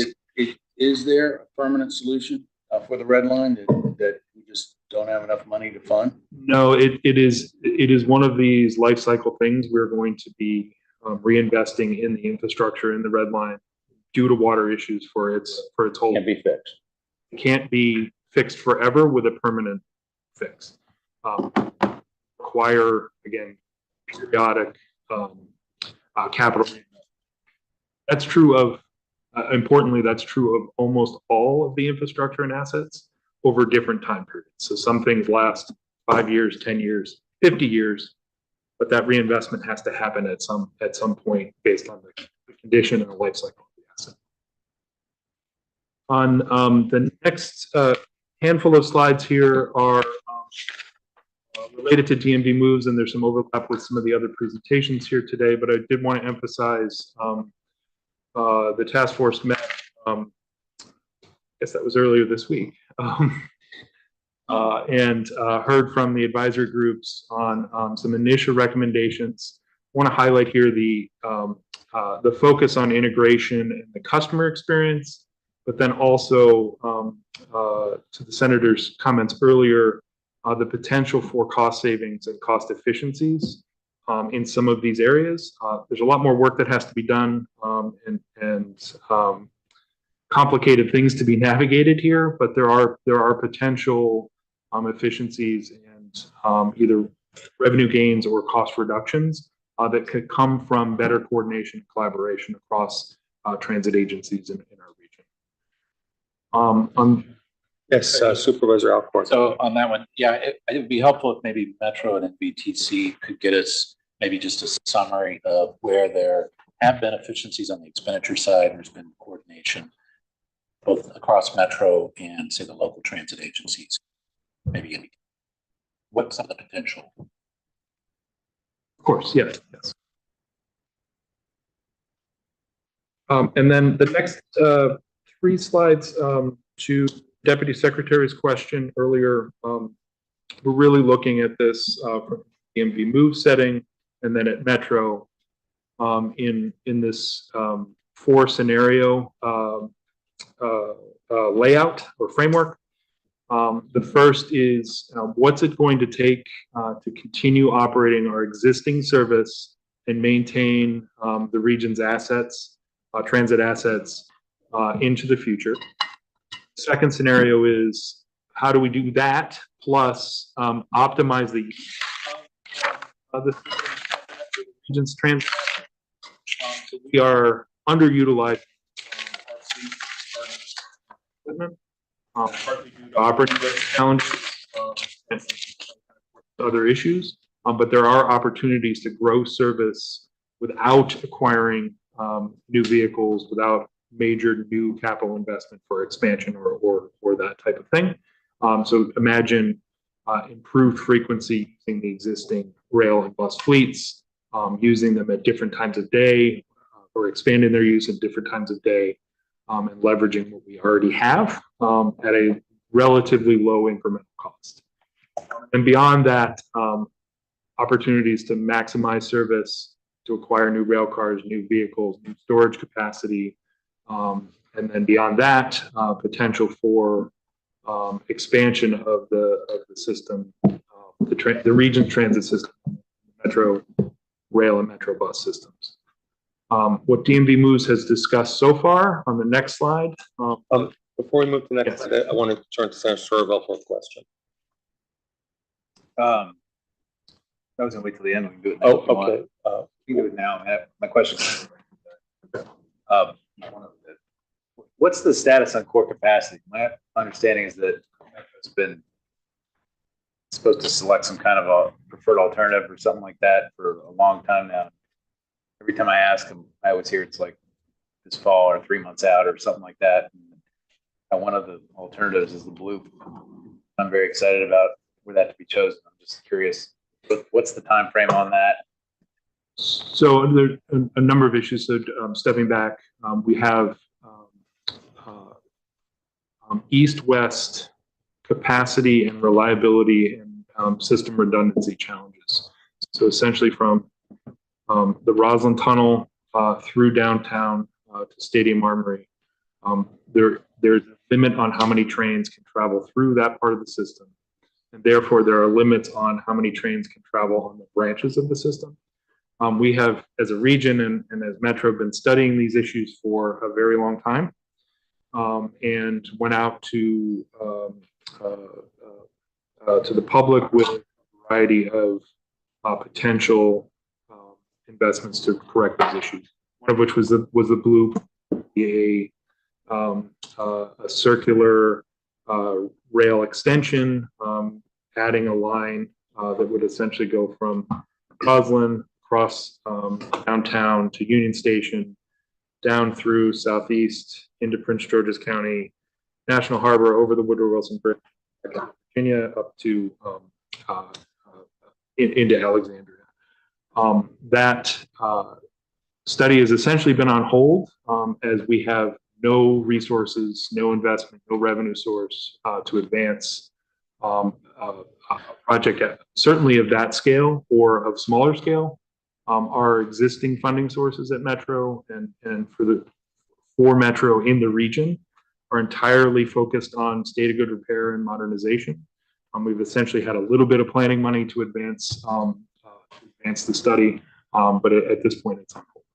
I'll follow up on that. Yes, Delegate Sickles. I just had a question on that blue thing. You have another tunnel, so loop. You have another, it doesn't really help unless you have another tunnel, and not just under the river, but through the city. You have to have a whole new.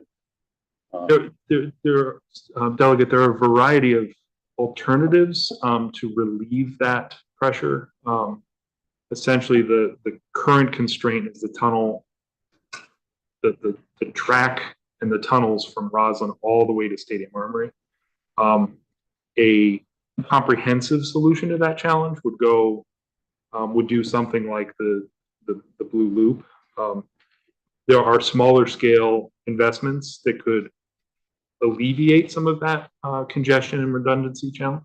So what you're saying is through downtown, you just have silver and orange on the same line and blue on a different line through Roslyn to Stadium Armory. That was part of that concept. Yes. That's what I meant by new tunnel through the city. Yes. Okay. Senator Sturville. Yeah, I mean, one of the things we're talking about here, obviously, is the future and the vision of transit and all that. One of the things I'm really concerned about is the fact that VDOT is trying to cannibalize capacity on the Wilson Bridge, which originally was reserved potentially for rail. And I'm trying to preserve it for rail, keep away, not just as an option, but as something that will actually turn into rail. So the longer we don't have a proposed preferred alternative, it's harder to have a conversation about saving the capacity on that bridge. And if that capacity on that bridge gets turned into cars, the odds of it ever being turned into rail go way down. And then the cost of this blue goes way up. So it strikes me that in terms of having a vision or strategy about it, putting off the choice of a preferred alternative potentially might make it a whole lot harder to actually accomplish it. So that's why I've been eager to try to see what the decision is. Appreciate that, Senator. I think this is one of the sort of conundrums that we have. It's difficult to advance a project beyond the concept planning stages when there is no revenue, no investment identified to bring them forward. So once they're selected, there has to be a path forward to make those investments, and so we're sort of stuck in that rock hard place. Do we know if even if that was identified as the preferred alternative to have rail across the Wilson Bridge with this blue loop, how many years, if you had the money, which we don't, is that something that we're talking about would be, if we had the money today, that would be 10 years away, 20 years away, or maybe even sooner? So projects at that scale, that's a very, very substantial 25, 30, 35, $40 billion investment. Just the amount of time to construction is typically at that scale measured in decades, not shorter than that.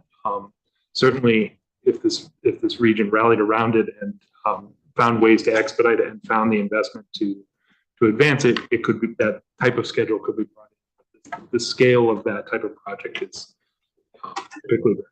Look at Sickles. For the record, for people who are listening, they've committed to saving those middle lanes. Much as anyone could ever commit anything in government, they've committed to save those lanes on the bridge for heavy rail. But if you're going to dig a tunnel all the way through Washington, D.C. and under the Potomac River in Roslyn, you could build a bridge across the Potomac River just for rail for peanuts compared to that tunnel through the city. That's the expensive part. Building a new bridge for rail to go across the Potomac River is not that expensive, just like Long Bridge now. I mean, the expensive Long Bridge is either end, not the bridge itself. And I rest my case. I don't want to just get too far in attention, but Senator Servo, I'm going to give you another question.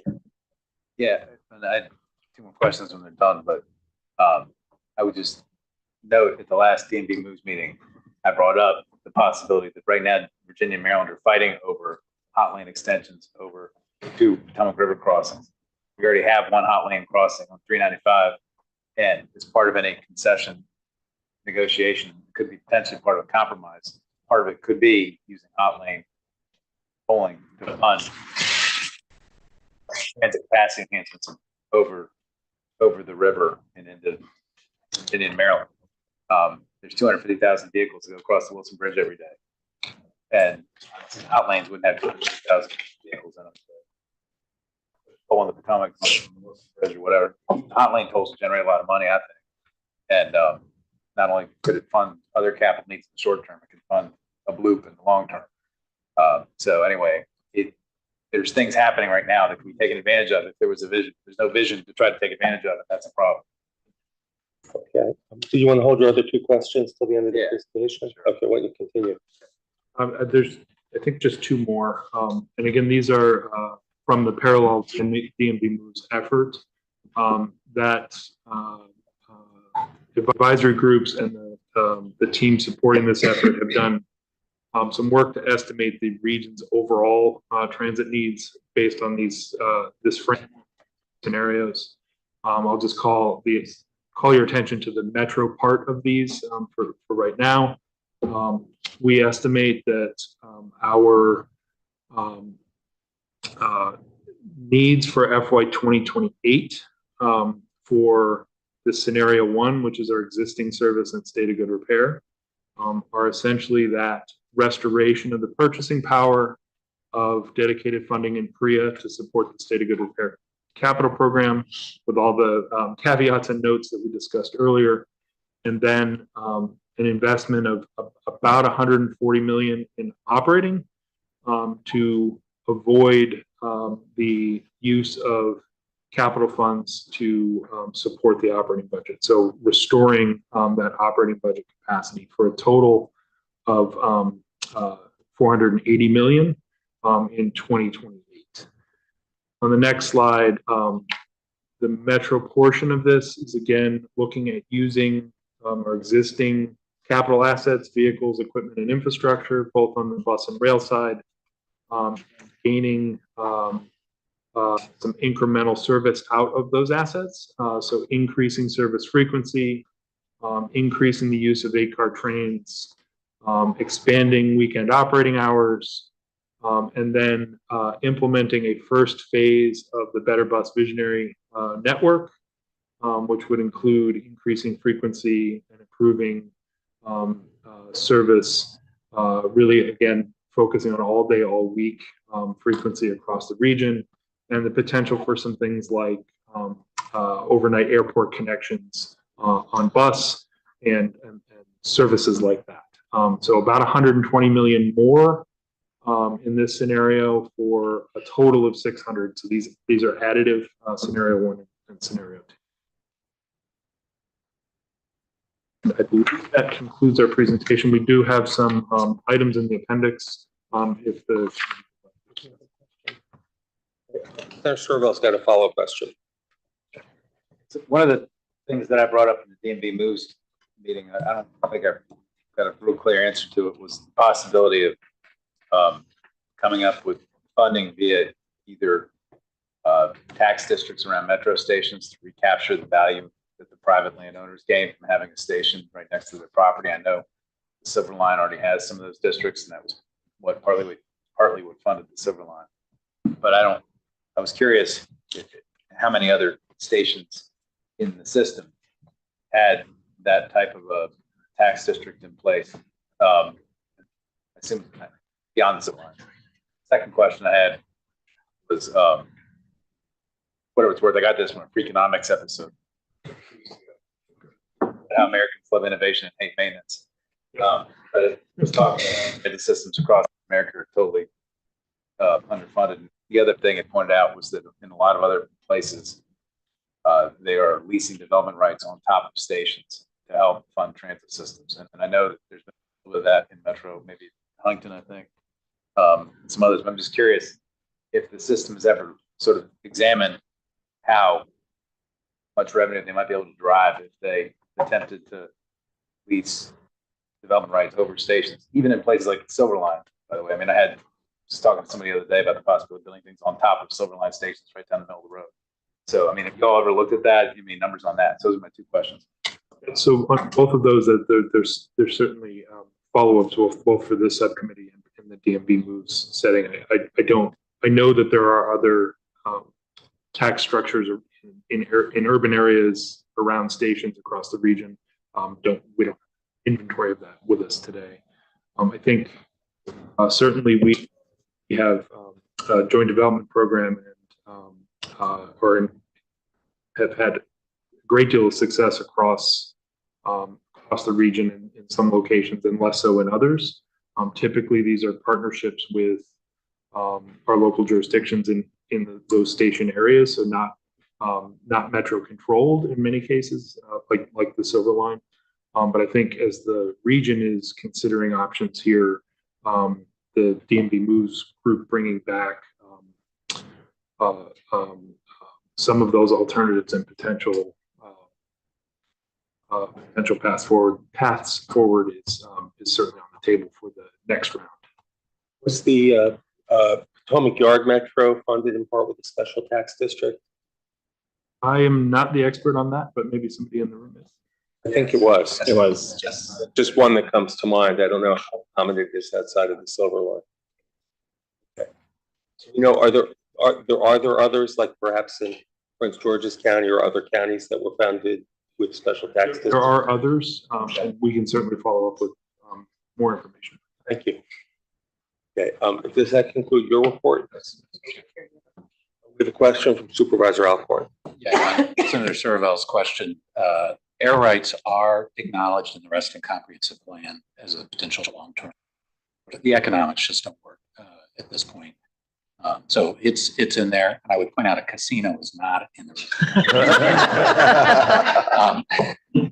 Casino up in the air, maybe. Can you go back to slide 5? And I guess maybe Kate, this is also a question for you. How it really looks. Virginia is the only jurisdiction that this one, yeah, slide 5. Basically, the Virginia share of the dedicated capital funding, I believe that's predominantly NBTC district generated revenue. Is that correct, Kate? Yeah, Mr. Chair, and so the revenues that were generated and identified for the dedicated capital funding are actually primarily within the NBTC district. Sometimes they're characterized as state revenues, but they're actually from the NBTC district. Okay, great. And then my only other question is on slide 12, if you could go to that. And there's that gray area. That gray area is really tough.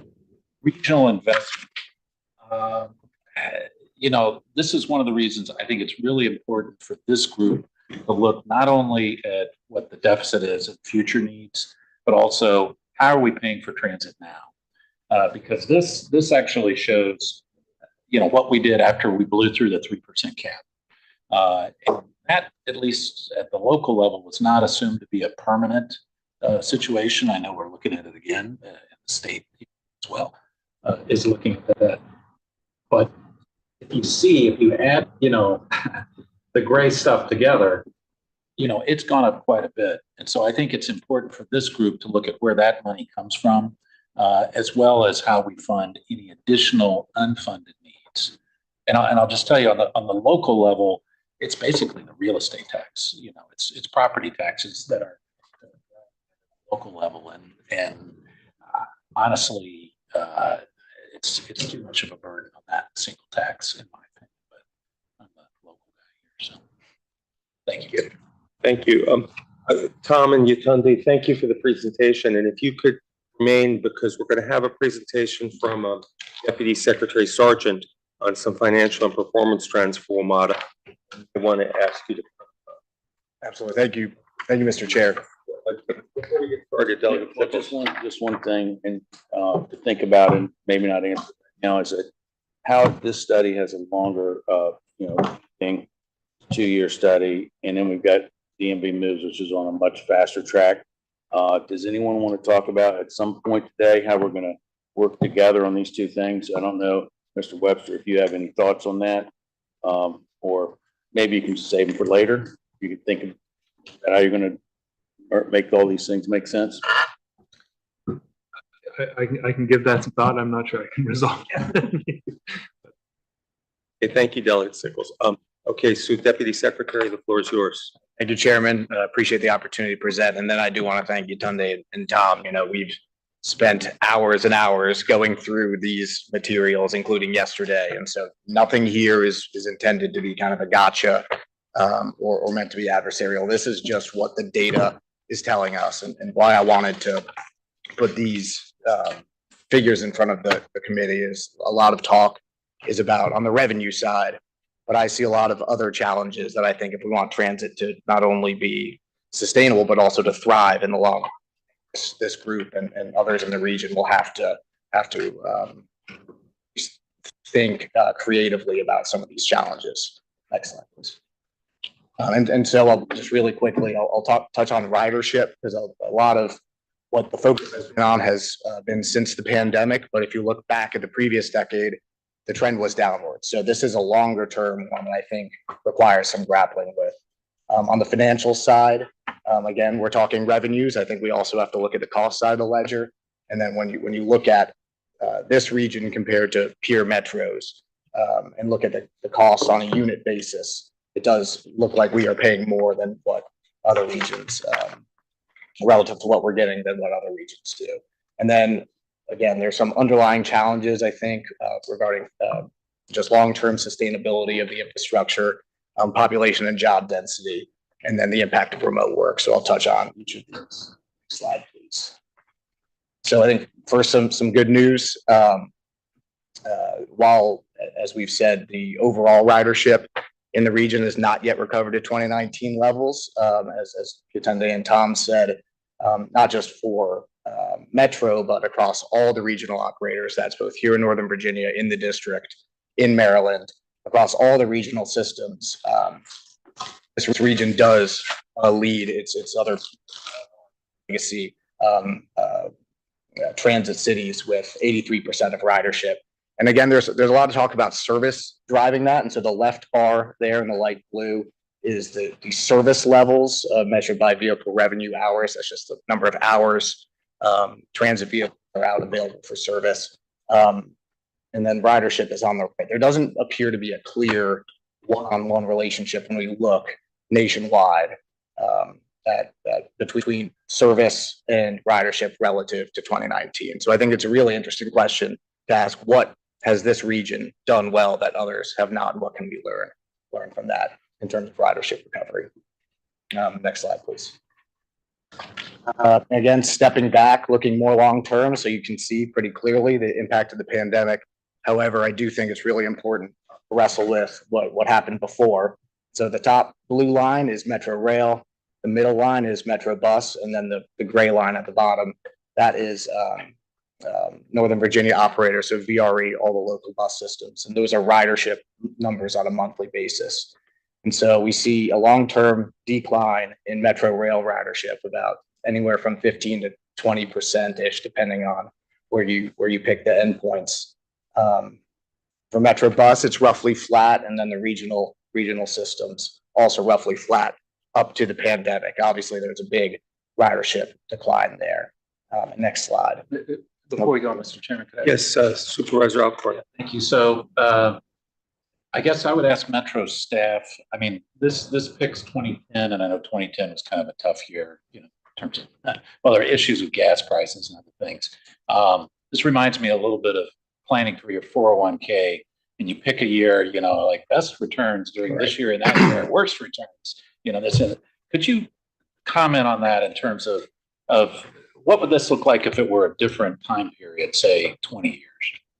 So thank you, Supervisor. I think taking it further back, you would see a growth in ridership, and even further back as the system expanded, growth in ridership up to this point.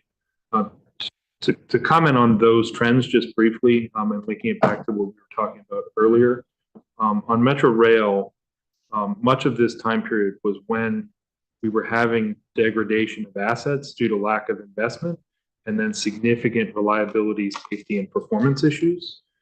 So that is one factor among many, but in the decline in rail ridership.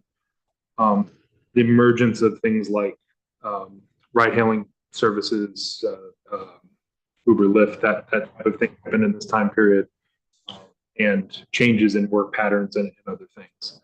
I think the resulting reliability improvements and the customer satisfaction and the ridership are contributing to the growth back up.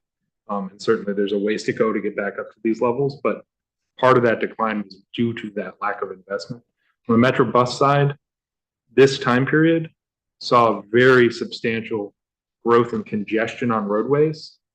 And our region has been making investment in bus priority, but not at the scale that some other parts of the world have, to get buses moving more freely and reliably and on time. So when there are other options available to riders emerging from other alternatives, we saw a decline as bus speeds got worse in ridership on bus. As we make investments in bus priority and all day, all week frequent service, we would expect those trends to reverse, and that's part of what we're seeing today. And thank you. Appreciate the interruption. Appreciate that, Tom. Yeah, because I just anecdotally, last week I was on the Silver Line at 8:30 in the morning, and through Tyson's it was standing room only. So I think some of these data are catching up with the reality, and we're continuing to see kind of a surge in.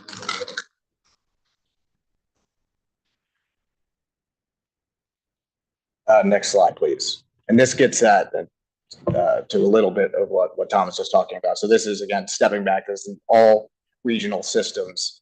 And so when you were talking about the ridership decline, was that because we're not spending enough running the service? Well, you look at the operating expenditures, they were up about 40% throughout the decade. Service levels also up about 22%, while the population was up roughly 12% across.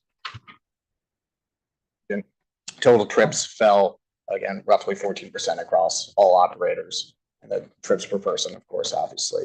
fell there. So message here is just increasing expenditures and running more service do not necessarily guarantee more ridership. There are a ton of other variables, including, like Tom was just saying, including safety and quality, and then congestion. So again, as we are thinking about funding, you also have to look at other factors that influence ridership.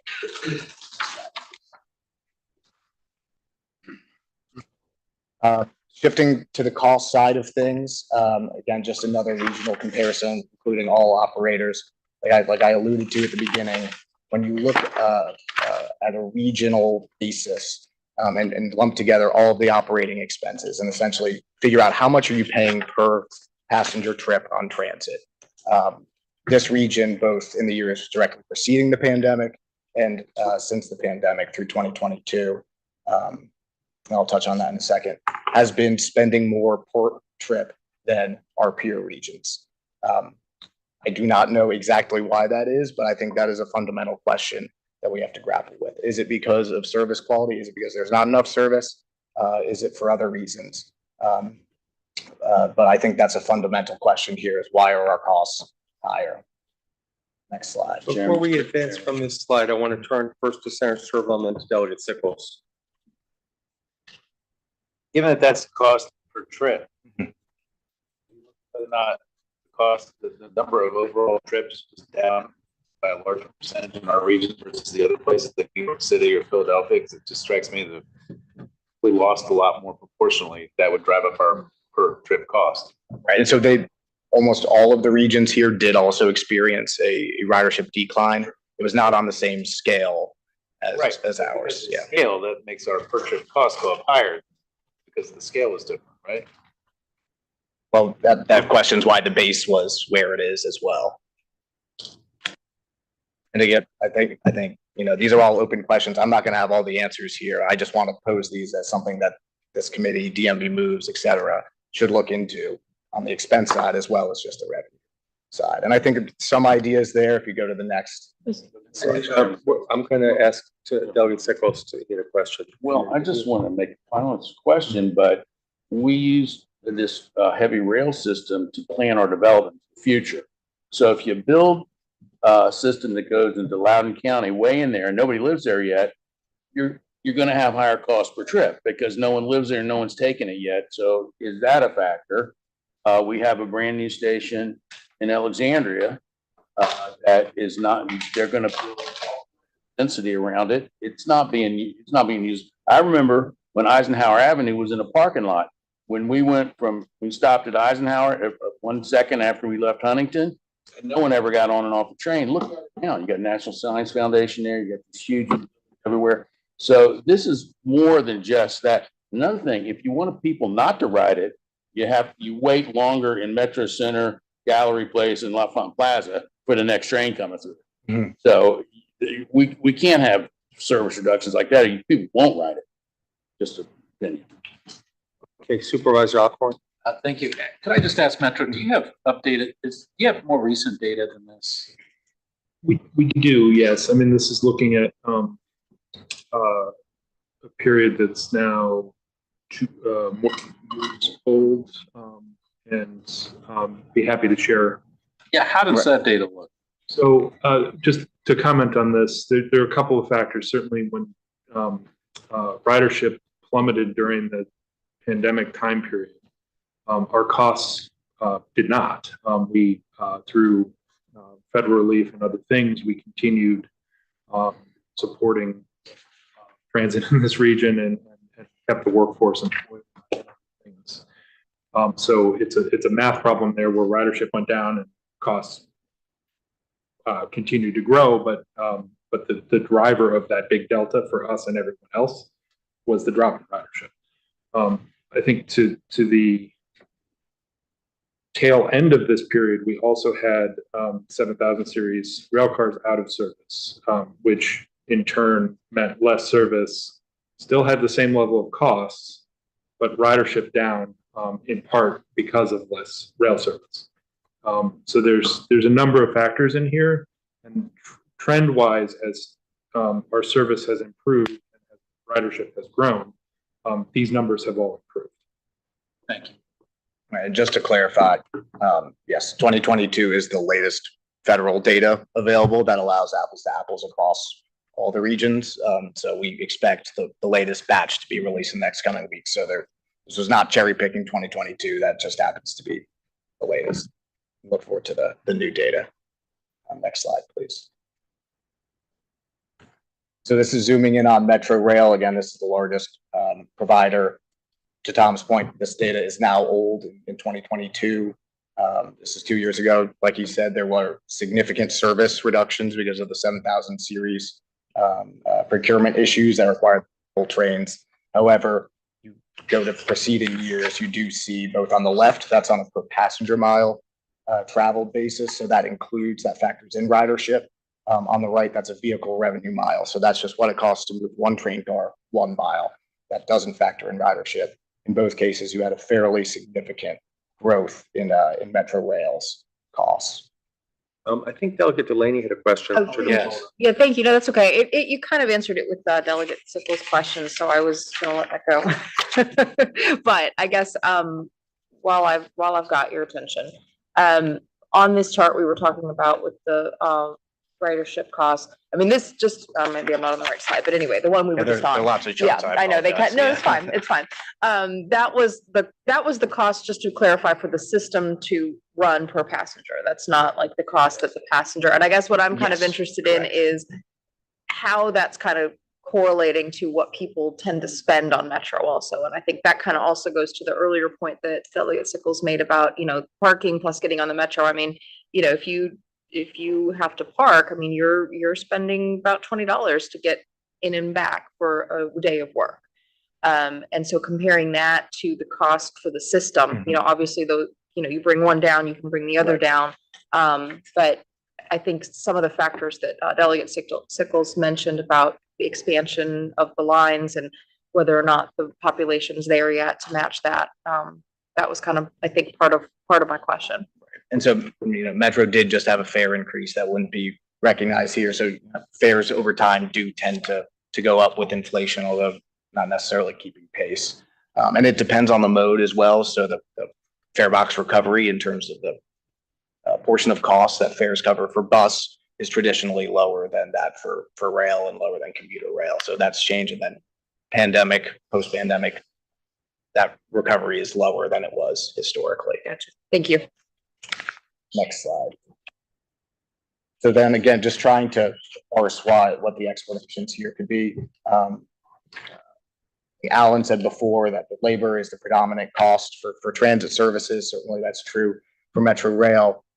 So when you look at the workforce delivering this service, a lot of folks tend to point at the compensation, or when you look at the overall comp for Metro Rail employees. Again, this is latest federal data, 2022, so a few years out of date. That's roughly at the median level with peer systems. But when you look at the overall workforce on a service delivery basis, so how many employees does it cost to deliver the same, or does it take to deliver the same amount of service? That's where Metro has many more employees than its peer systems. And again, to Tom's earlier point, this is 2022, so an odd year for service, given the 7,000 series.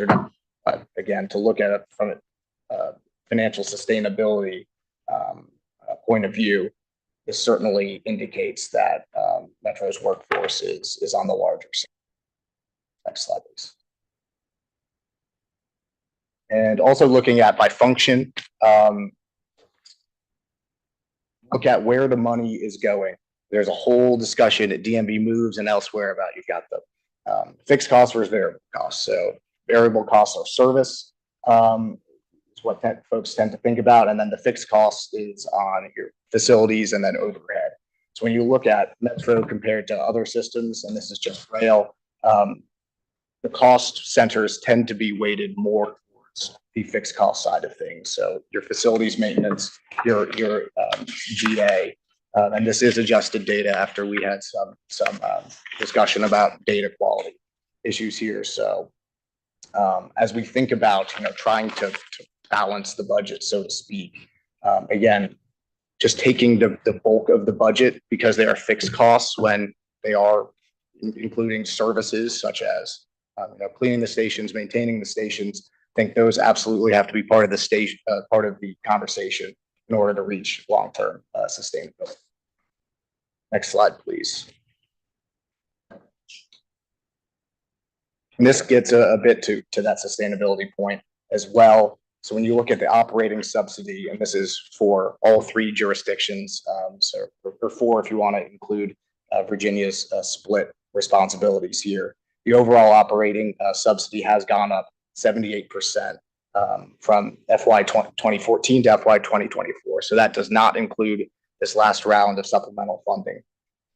That is significantly faster growth than personal incomes in Virginia, which is a good proxy for the tax base, but then also inflation here.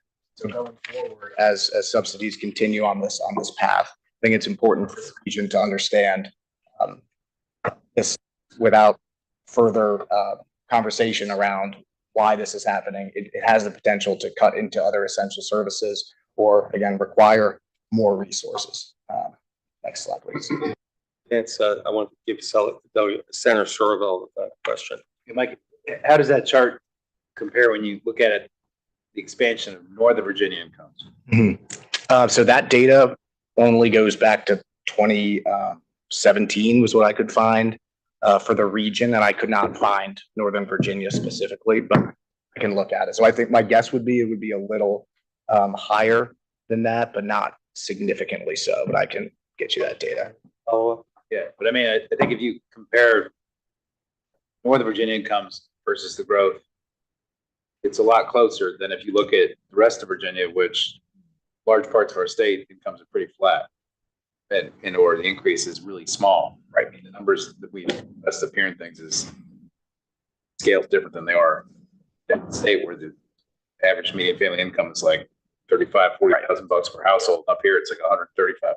So, I mean, I'm not sure that's really a fair measure. And I understand we're funding this as a general fund. 50% of the general fund, right, as well as the state transportation fund, taxes and sales tax and stuff. So I'm just not sure that's really a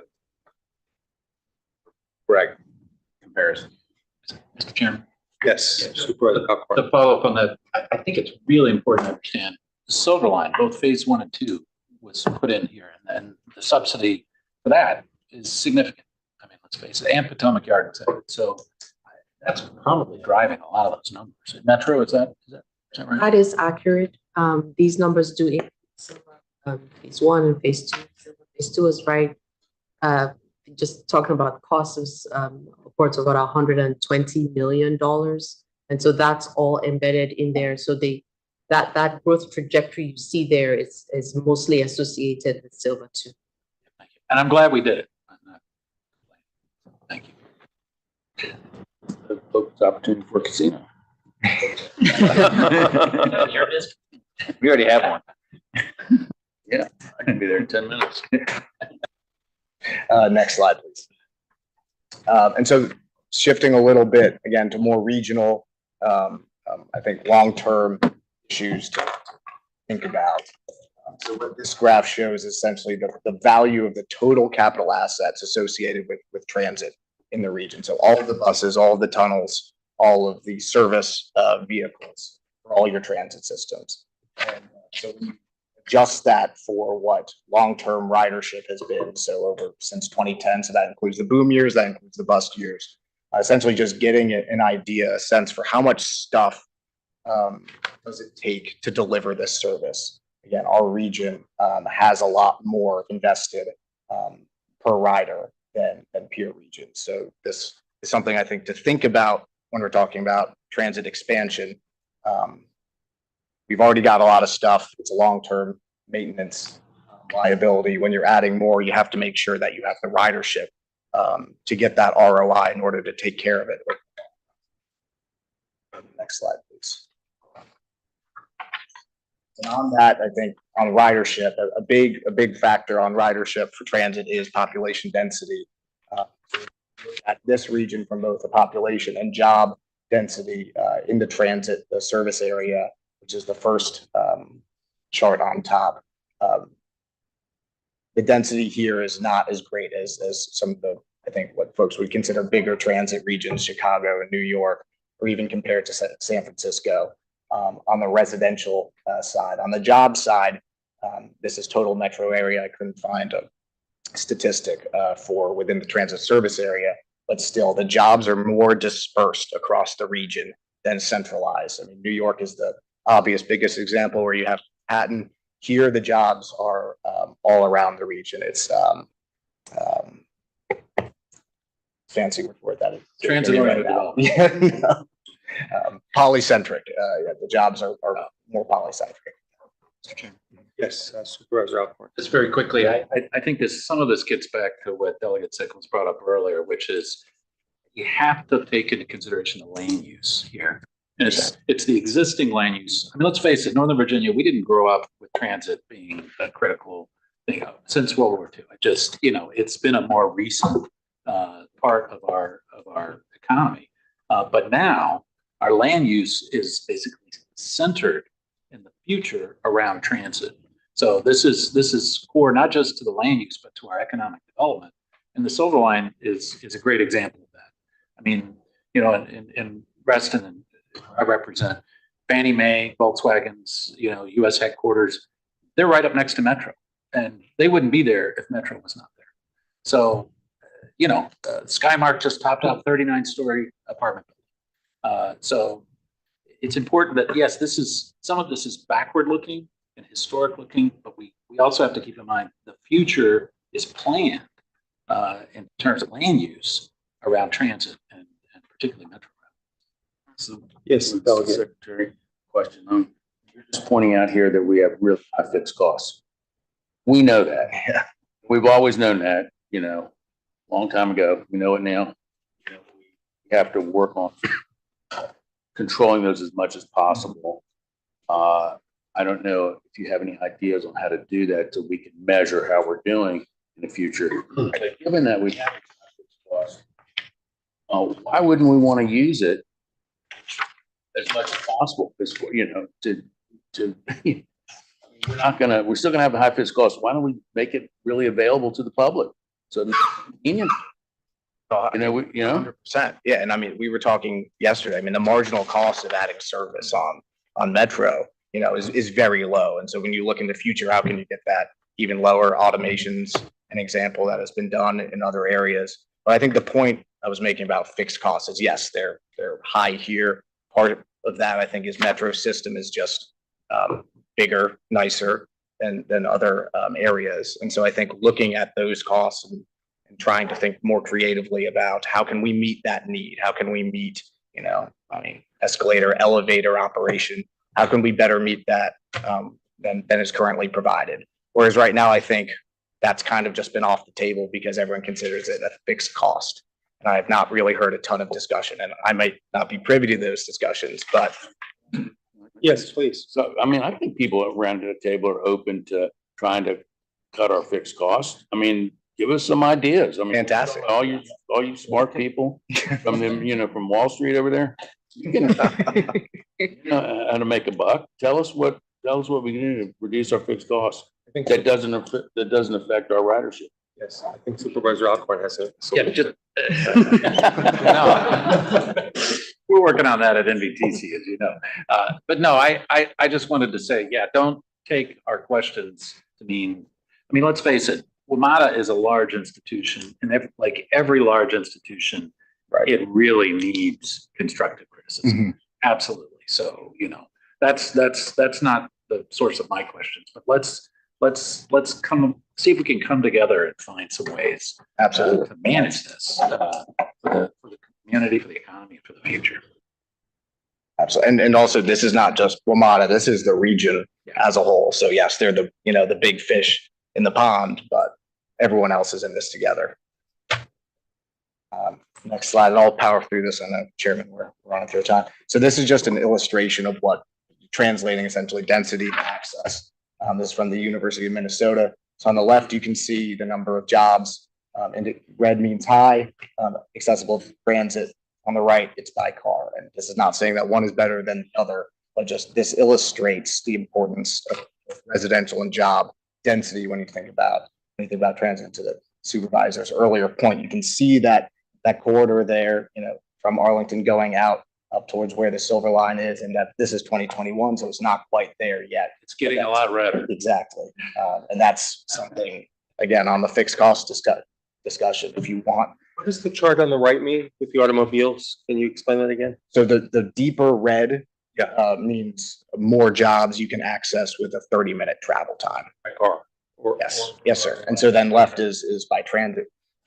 And then the chart below shows the proportion of jobs available within 30 minutes. So the number of jobs you can reach by transit relative to by car. And our population, or our region, again, because the jobs tend to be more dispersed, it's just harder to access more of them by transit. This is backwards looking rather than forwards looking. But I think this is really something as you're talking about planning and planning the system and investing in the system. I think this is fundamental to making sure those investments bear fruit. Supervisor Alcorn. Quickly, I agree. We need to take into consideration our existing land use and also future land use. I think one of the things that we do need to talk about is there is a lot of infrastructure in this area that is focused on the center. Basically, it's in and out, it's DC focused. Exactly. It's and reality is different now. We're becoming, we talk about multimodal transportation, but actually we have multiple nodes of communities, of development, of growth. So we're sort of multimodal. And that doesn't mean that transit is not a solution, but we do need to acknowledge that and think about that and how it fits in our land. Yes, and final slide, just to last topic of discussion. As we're talking about how is it changing? Remote work, obviously a big topic of consideration. To the supervisor's point, much of the system was built to bring people into the CBD and then out. That has completely changed, and that's a big challenge for our region where remote work is more predominant than in others, except for San Francisco. But then I think we were talking about VRE earlier. That's also a big opportunity because now you have, we're seeing traffic patterns there higher midday and other times of the day that they historically were not. So I think that's an opportunity to help those who have been cooped up all day at work, who want to get out. And again, that's just going to be a rejiggering service. So I thank all of your aid in providing this presentation, a bit of a group project, but happy to discuss any questions. Are there any further questions for Deputy Secretary Sargent? I just wanted I want to know how we can cut our fixed costs. Some specific ideas. Now, Metro has offered up $50 million a year. Your boss told me that's nothing. Dust on on top of the table. Whatever needs much more than that. How much do you want? And how do we get? Because we're looking for answers too. We want this to be more efficient, and we do know that the growth is around transit. That's the point is made over and over again. So the dispersed thing doesn't really, even though that might be true right now, that's not going to be true as we grow. We know that because we've seen the real estate development the last 10, 15, 20 years. All the Class A spaces around these stations. So solutions. So I wish I had all the answers, but I could Just one. Just give us one. I mean, like I said, One answer. it's clearly it's a labor issue, but I mean, we are 1/8 shareholder of this enterprise at the state level. So it is to think about it that way. Like we are not going to be able to go in as much as I know Tom and Yatende love spending time with me. I'm not able to be dropped into Metro and then go and run around and address all these. So could absolutely use your all's help in the General Assembly, our continued partnership. And we had a great discussion yesterday. I know we've got some avenues for ideas that we hope to build on. So I do not have all the answers, but I think the value that this group can play is as we are talking about funding, we also need to be talking about these ideas. Well, Mr. Chairman. Yes. I mean, 50 million is a good start. Mr. Webster, can we do more than 50 million a year in permanent cuts? And is there? Not without impacting service. I think for the committee's consideration here, there are opportunities to bring unit costs down by investing in those lower incremental frequency improvements and, using our existing assets in an optimized way. So when looking at things that are rates, there are ways to drive those unit rates down. The big play here, though, over the long term is modernization of what are some fairly antiquated systems that our transit agency and others around the country have, where our signaling system is from the 1960s, and there are certainly opportunities there for efficiency that require a fairly substantial investment up front, in the billions of dollars, and we don't have the resources to do that today. That's where the big cost savings and efficiencies come down the line, or in those modernization and technology investments. In the short term, that 50 million reduction without impacting service was a pretty big hit to the Metro budget and the Metro team. I don't anticipate that happening again without there being some fairly severe service impacts or overall performance impacts. To the point, we do have a very high quality system here. The region could make a choice to degrade that level of quality. That's not what we've heard so far, that customers and partners expect a high level of performance and a high standard of customer experience. So of course it's a balance. Yeah, absolutely. Tom's right. And I would add that over the past 6 years or so, we have cut recurring costs upwards of $350 million from the operating budget alone. Illustrated in our prior presentations. I'm happy to share some of that information with you as well, but upwards of $350 million. So as we've skinnied down from prior year reductions, we're getting to a point now where, to the extent that we attempt to make larger reductions, we would be impacting service and customer experience.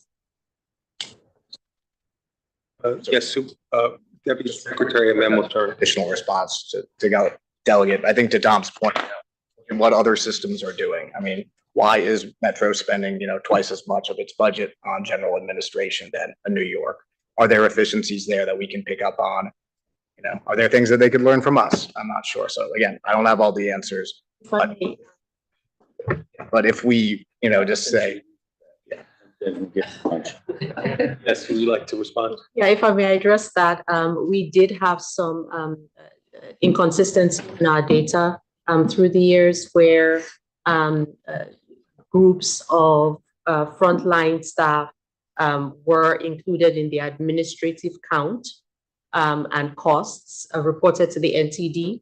We have since corrected that information for FY23 and have resubmitted information to the FTA.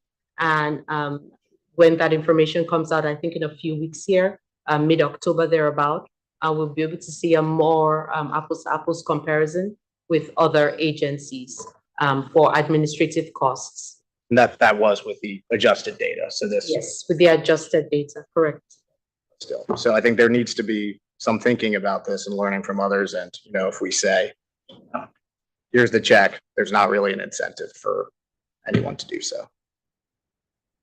Supervisor Alcorn. So quickly, Tom mentioned automation. I think that's a huge thing. I think it's something, I don't know how much this group is going to get into it, but I know it's a huge part of the future. I think it could move the needle a little bit on some of the fixed costs, and it should over time, and frankly, provide a safer system as well. The other thing is, you had brought up the bus issue and the question about efficiencies there. I think that's something else we may be, wanting to look at. I would just point out, one thing, and it gets sometimes to service issues. In Supervisor Walkinshaw's district, there was a Metro bus line that basically was going to take over a connector bus route, and it was going to stay on the main road. And instead of going through the neighborhoods, which is more expensive, takes longer, it's going to stay on the main road. And that, so there are trade-offs like that, that you can get efficiencies, you can reduce costs. But it might mean somebody walks 3/4 of a mile instead of a half mile to the bus stop. So, I mean, these are all things I think we should keep in mind as we talk. So the chairman has to leave right now, so I'm gonna try to finish this up so we can all go home sooner. So I think I have, the next thing is MBTC. Andrew? It's your turn to tell us about how the 3% cap cost containment is gonna work going forward. And somehow do that quickly. Is it a long time? All right, good. No, it's a complex subject, but I'll do my best. Thank you for the opportunity. I'm a program manager here covering Metro at MBTC. What I'm going to do is hopefully very quickly cover some cost containment recommendations from our annual of Metro, and then provide an overview of Virginia's 3% operating cap. So every year since 2018, MBTC on Metro, they're required by code. They contain a lot of safety, financial performance data, expenditures of the dedicated capital funding, and then some recommendations. In 2023 is our latest report. Another one this year, which we will submit to the Governor General Assembly in December. I'm going to go over all of these because Yatunde and Tom in the prior presentation actually covered a number of recommendations, things we said in 2023, and provided a lot of good information on those, especially fares, efficiencies, accountability, and other items, including progress on fare evasion. Let's go ahead and jump to the next slide. One of the things we talked about in the 23 report and in prior reports was trying to manage labor costs through manage labor cost escalation and collective bargaining. And I think, again, Tom and Yatunde hit on that with the new collective bargaining agreement that they talked about in the prior slides. Some other areas that we've discussed are bus priority, which are, again, was something that Tom talked about. So a lot of overlap here, which is good. And that is, we can speed bus up. Savings, remembering that Metro does not control the streets that the bus operates on. It is state and local partners that control those streets. Next slide. So as an overview of the 3% operating cap, this is in Virginia code. It was part of the 2018 dedicated capital funding legislation. It is a limit to the increase on Virginia's operating subsidy to 3%. And there are some exclusions. It's important to note that there is not an inflationary factor on the cap. This was 2018. Inflation was not really a concern. Obviously, that situation did change. And I'm not going to cover all of these exclusions, they're listed here. One was added in 2020, that was for services. It's important to note the cap is on Virginia's total operating subsidy, but there are some complexities to how we pay for things here. It's done at a local level, and so that interplay is a constant challenge as this moves forward. If Metro were to violate the cap, so to speak, then CTB is the sort of body within Virginia that would say whether or not Metro has complied with the statute or not, and they do provide some policy guidance there. The penalty is a 35% withholding of the state aid that comes to NVTC from the Commonwealth Mass Transit Fund. It's sometimes a misconception that the penalty is on the dedicated capital funding. It's not the case. It's the funding that comes here to help our localities pay their bill. They still have a bill. So I think that's an important piece to understand in this framework. Maryland also has a legislative operating cap in their code. It is on the Maryland subsidy. It is very similar language to Virginia's, but not identical. And DC does not have an operating cap. Next slide. So these next two slides kind of pair up with each other. The next one gives a little bit of a history, but I'll kind of speak to this one. So the cap was first implemented in the FY20 budget for Metro. Prior to that time, Metro used board-approved subsidy formulas to come up with the operating subsidies. Those did have to, Metro did have to utilize a slightly different, an alternative method for 5 fiscal years between fiscal 20 and fiscal 24. CTB did find in that time period that Metro complied with the statute. So there were some unintended consequences that happened from using this alternative formula. Those unintended consequences mostly have to do with the complexities of Metro's funding formulas and the way they interact with the cap. And that interaction has resulted in some problematic circumstances and policy implications for our jurisdictions. I have a slide in the appendix to kind of cover those in detail, but I'll kind of leave it there for the moment. The cap was suspended in fiscal 25 and 26, and that was in the Commonwealth's 2-year budget. That suspension is that subsidy rebaselining that we've talked about extensively at NBTC and advocated for. Maryland also suspended its cap for 3 years. So Virginia did 2, Maryland did 3. There is an active conversation about the subsidy allocation formulas grow. So we do look forward to hearing more about that, hopefully soon. So I think the main point I want to make here is that barring any future changes, the existing Virginia 3% cap will be back in fiscal 27. And so that does mean that the conflict and unintended consequences that we have experienced during that 5-year time period will be something that we have to address or choose not to address and kind of just continue to accept those unintended consequences. So this is something that we spoke to in our 2023 annual report. And that recommendation was that Virginia and Maryland should look at a revised cap that could reflect the new operating funding structure, because we are talking about how to fund Metro through DMV moves and through this group's work, but also address those unintended consequences that have plagued us during that time period. Next slide. Again, I covered most of these items. Let's keep going. So we did a little bit more work on this in our Metro Operating Funding and Reform Working Group report that was referenced in the resolution for this body. We did have some findings, right? So there were some findings after 5 years of looking at this. The first is that the cap is an indirect tool for cost containment. So it's a cap on subsidy. Subsidy is not costs. Subsidy is looking at expenses and revenues together. And so it is what it is. It is an indirect tool in this case.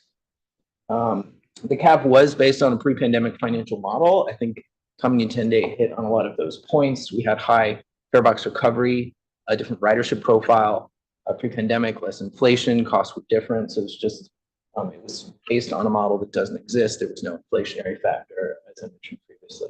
And again, those unintended consequences and interference with formula have had some problematic experiences by our jurisdictions. And the last here is that WMATA is a regional system, and so a cap on one part is kind of indirectly a cap on the rest of the system. It's very difficult to kind of parcel out one part of the system and put a cap on it without affecting everyone. So something to think about as we move forward, as there is a Virginia conversation to have here and a regional conversation about these topics. So as next steps, we're going to continue looking at potential strategies in our 2024 annual report, continue discussing those unintended consequences and any potential new and or modified cost containment tools. I think Metro is continuing to do the work that we just talked about in the prior presentation of how can we find savings. And it is the charge of the SJ28 Technical Working Group to examine industry-wide cost savings and containment tools to help ensure long-term sustainability of WMATA and report its findings to this subcommittee. I believe that is the end of this presentation. Any questions for Andrew? Would you mind just one time for me? Yeah. I'm so slow. Unintended consequences. Can you name those one more time? I think I have the appendix. Okay, so it's sort of the way the cap interferes with formula results list. Something that is felt very strongly by our jurisdictions.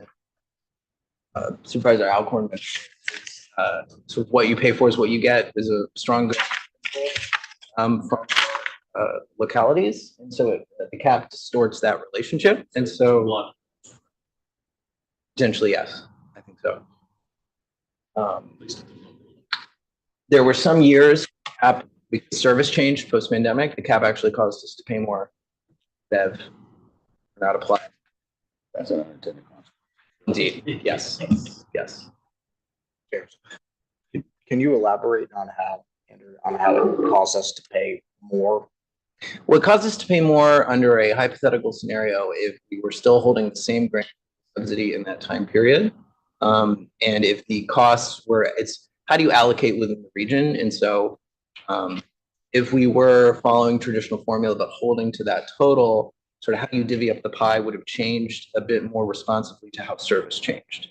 So the method that the board took to kind of handle the cap did not have that responsiveness, and that was sort of an unintended piece of the puzzle.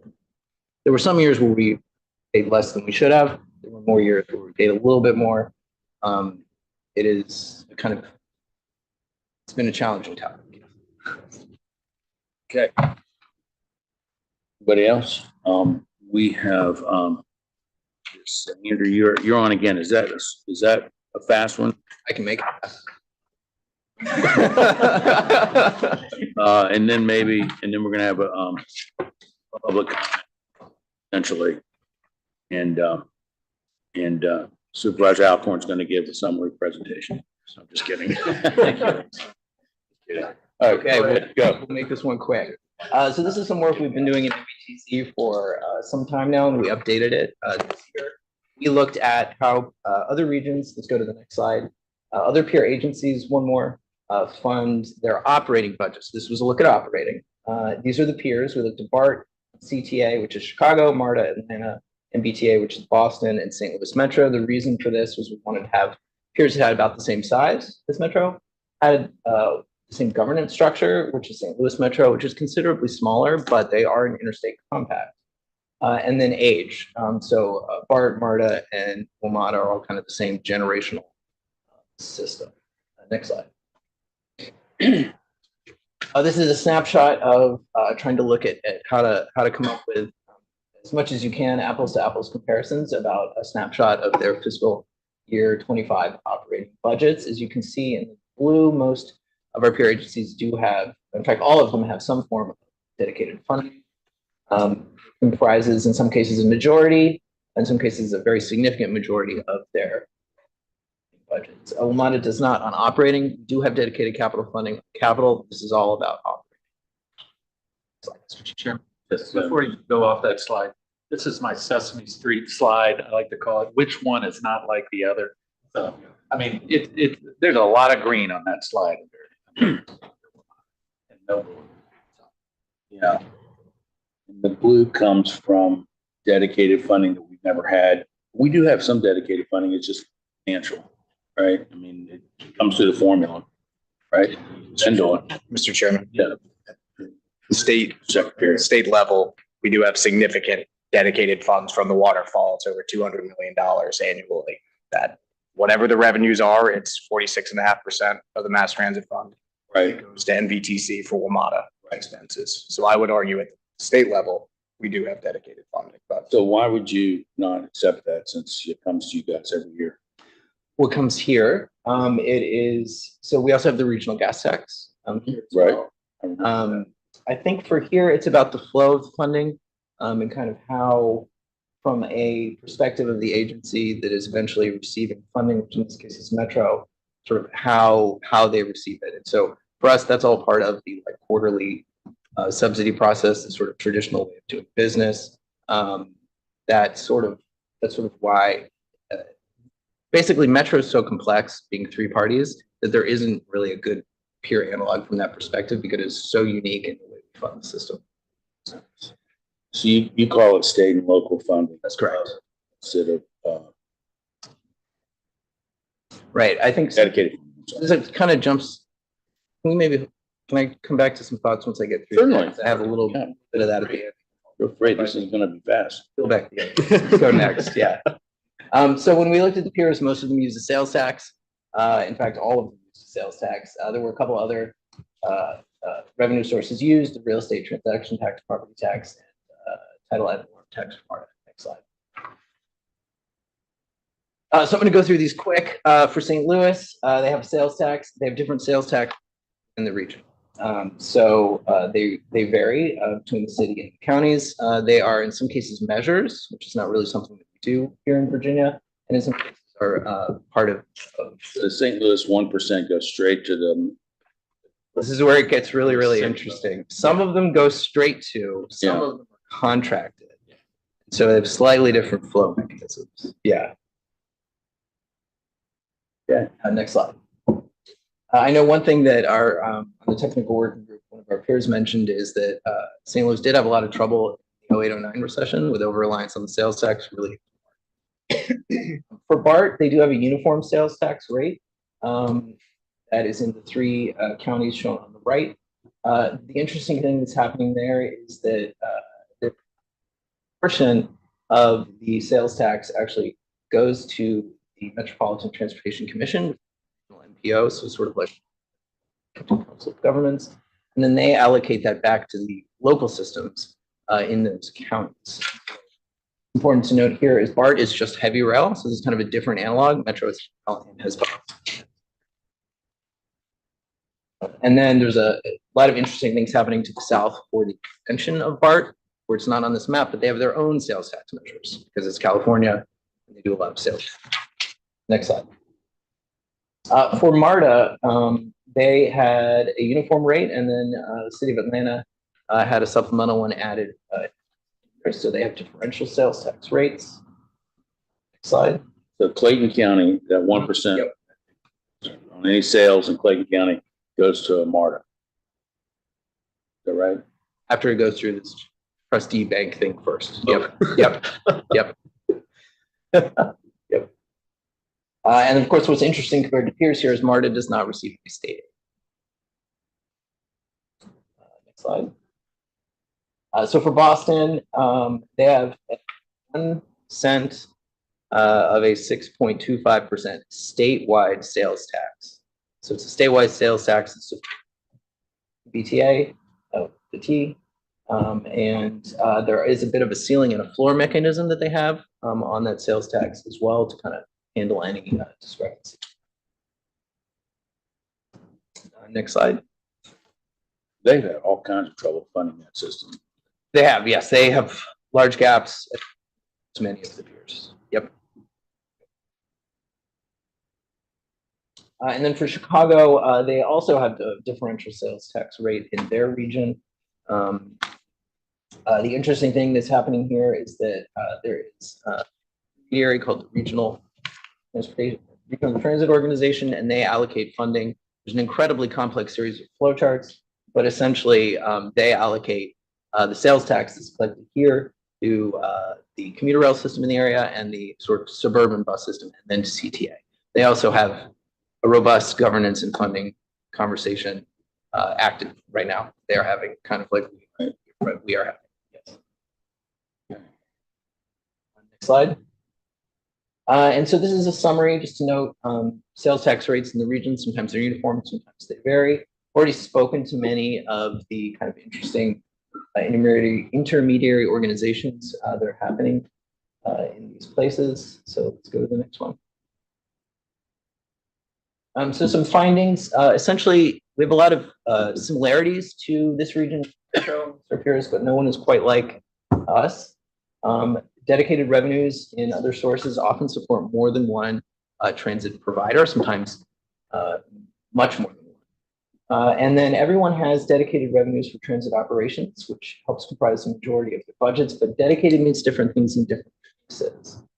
So the geography, the number of jurisdictions, operators, what's the broader structure, that all matters.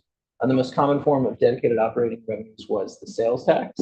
Rates again flow. There is no one size fits all. There's a lot of interesting lessons to learn. And then larger transit agencies tend to have more than one source. MTA we did not look at. That's New York City. They are just so big compared to peers. They have, I think, 8, or they did have 9. Now they're back to 8 dedicated funding sources. And lastly, I think this gets back to your comment, Delegate Sickles. I think everyone we looked at, except perhaps for MARTA, had significant funding challenges to the scale of the funding challenge that we're facing here on the operating side. And I think, is this the last one? Oh, next step. So our intent here is to continue to work with stakeholders to propose a definition of dedicated funding for agencies in Northern Virginia. I think we're going to need several definitions to help address the diversity of operators' needs in our unique structure. And that includes, I think dedicated funding takes on a number of characteristics. So to get to the Deputy Secretary's comments, the state aid and regional gas tax have many of those characteristics, especially as we're talking about capital and we're talking about bonding. I think we have more characteristics to think about because, especially as we look about more broadly, not just operating, but capital dedicated funding, something that WMATA made clear on Monday at DMV Moves is the ability to bond.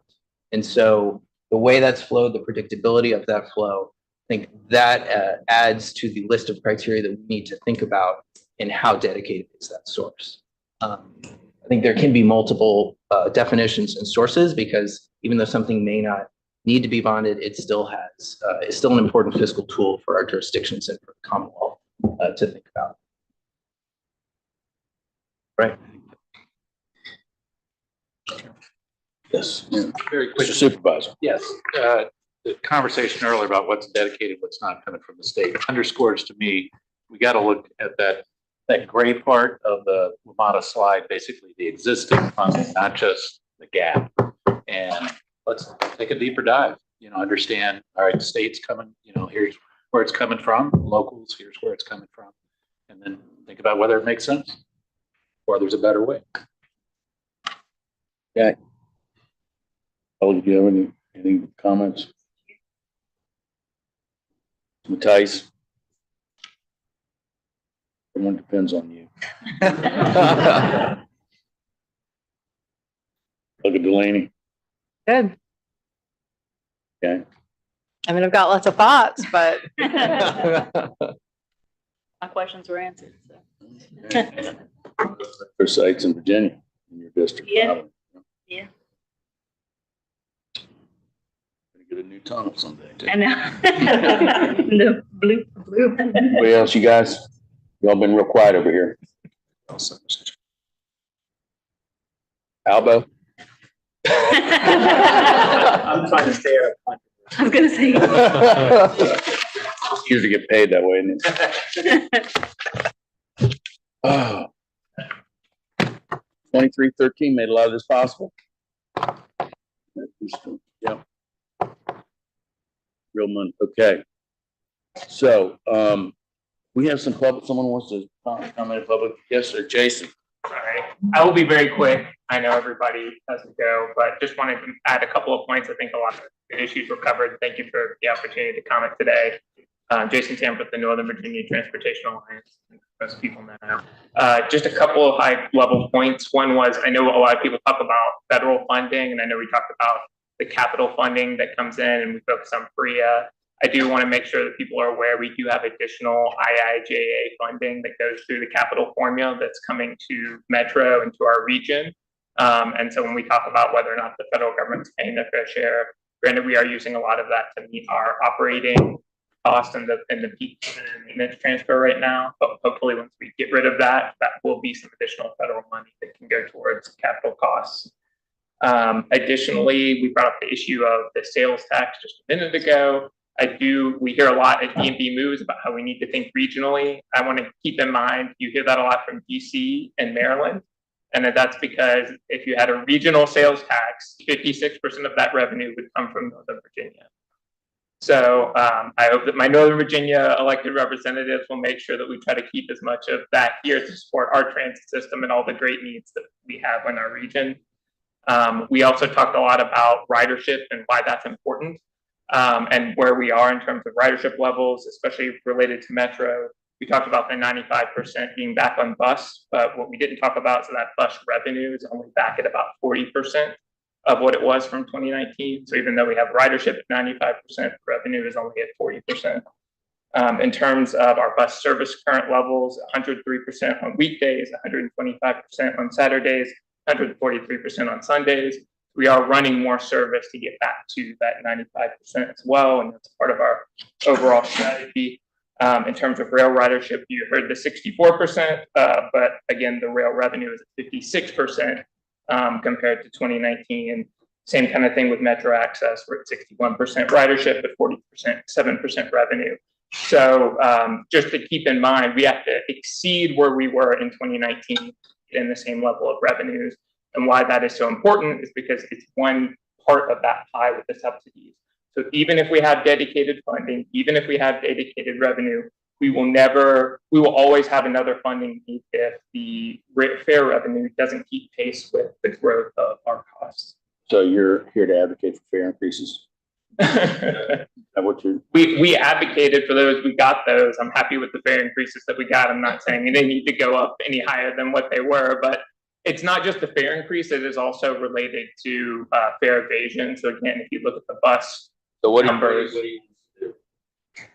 Well, I know MTA and others have looked at trying to increase fare enforcement on buses. So I mean, that's something that we could look at as well. I know I give WMATA all the credit in the world in terms of what they're doing on rail. We've seen a dramatic shift, as you saw, in terms of fare evasion on rail, but there's still a big gap there in bus. We could be looking at $60 million plus a year that we're losing.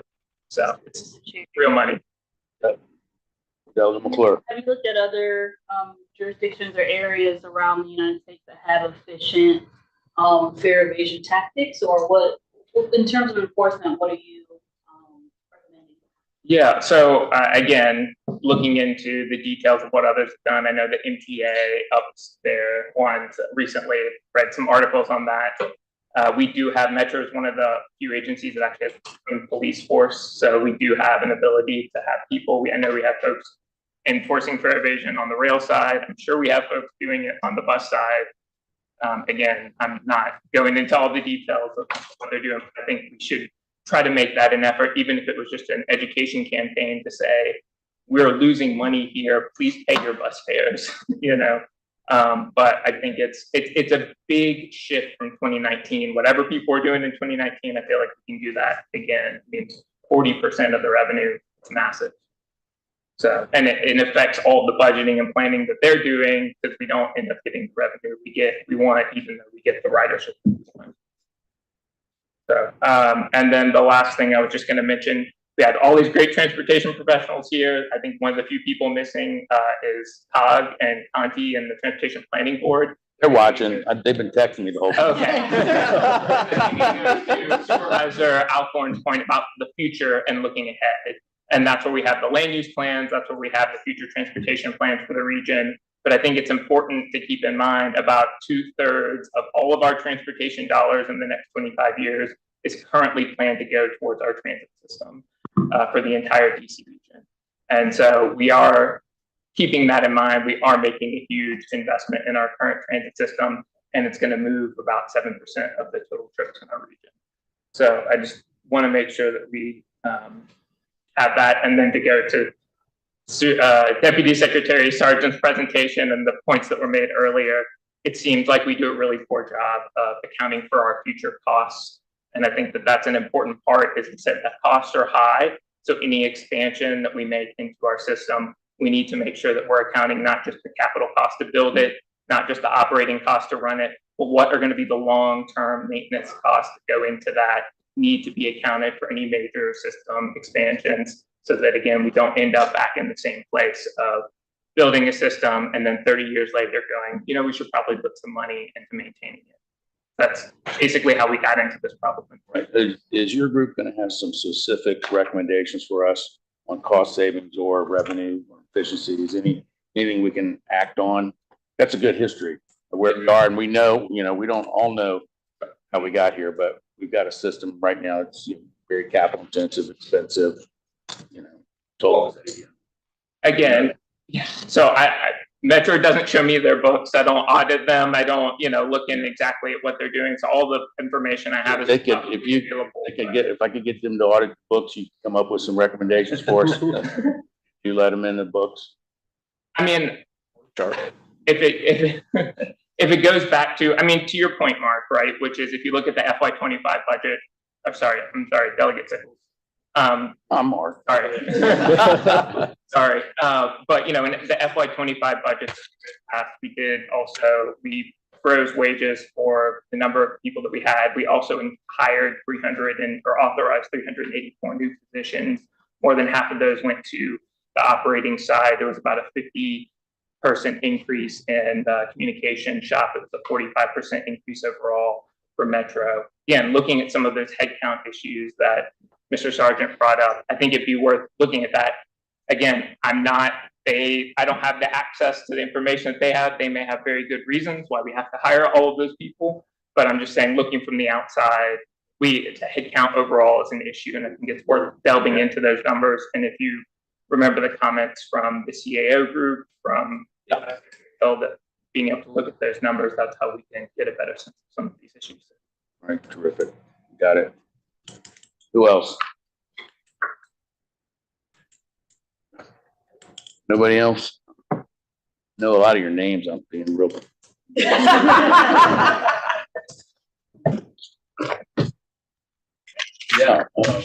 Have anything else, Alan? Yes, sir. Okay. Well, I guess the meeting's done, then we'll see you next time. And next time somebody come with the plan to merge the move with what we're doing in SK 28, okay? We're gonna do that.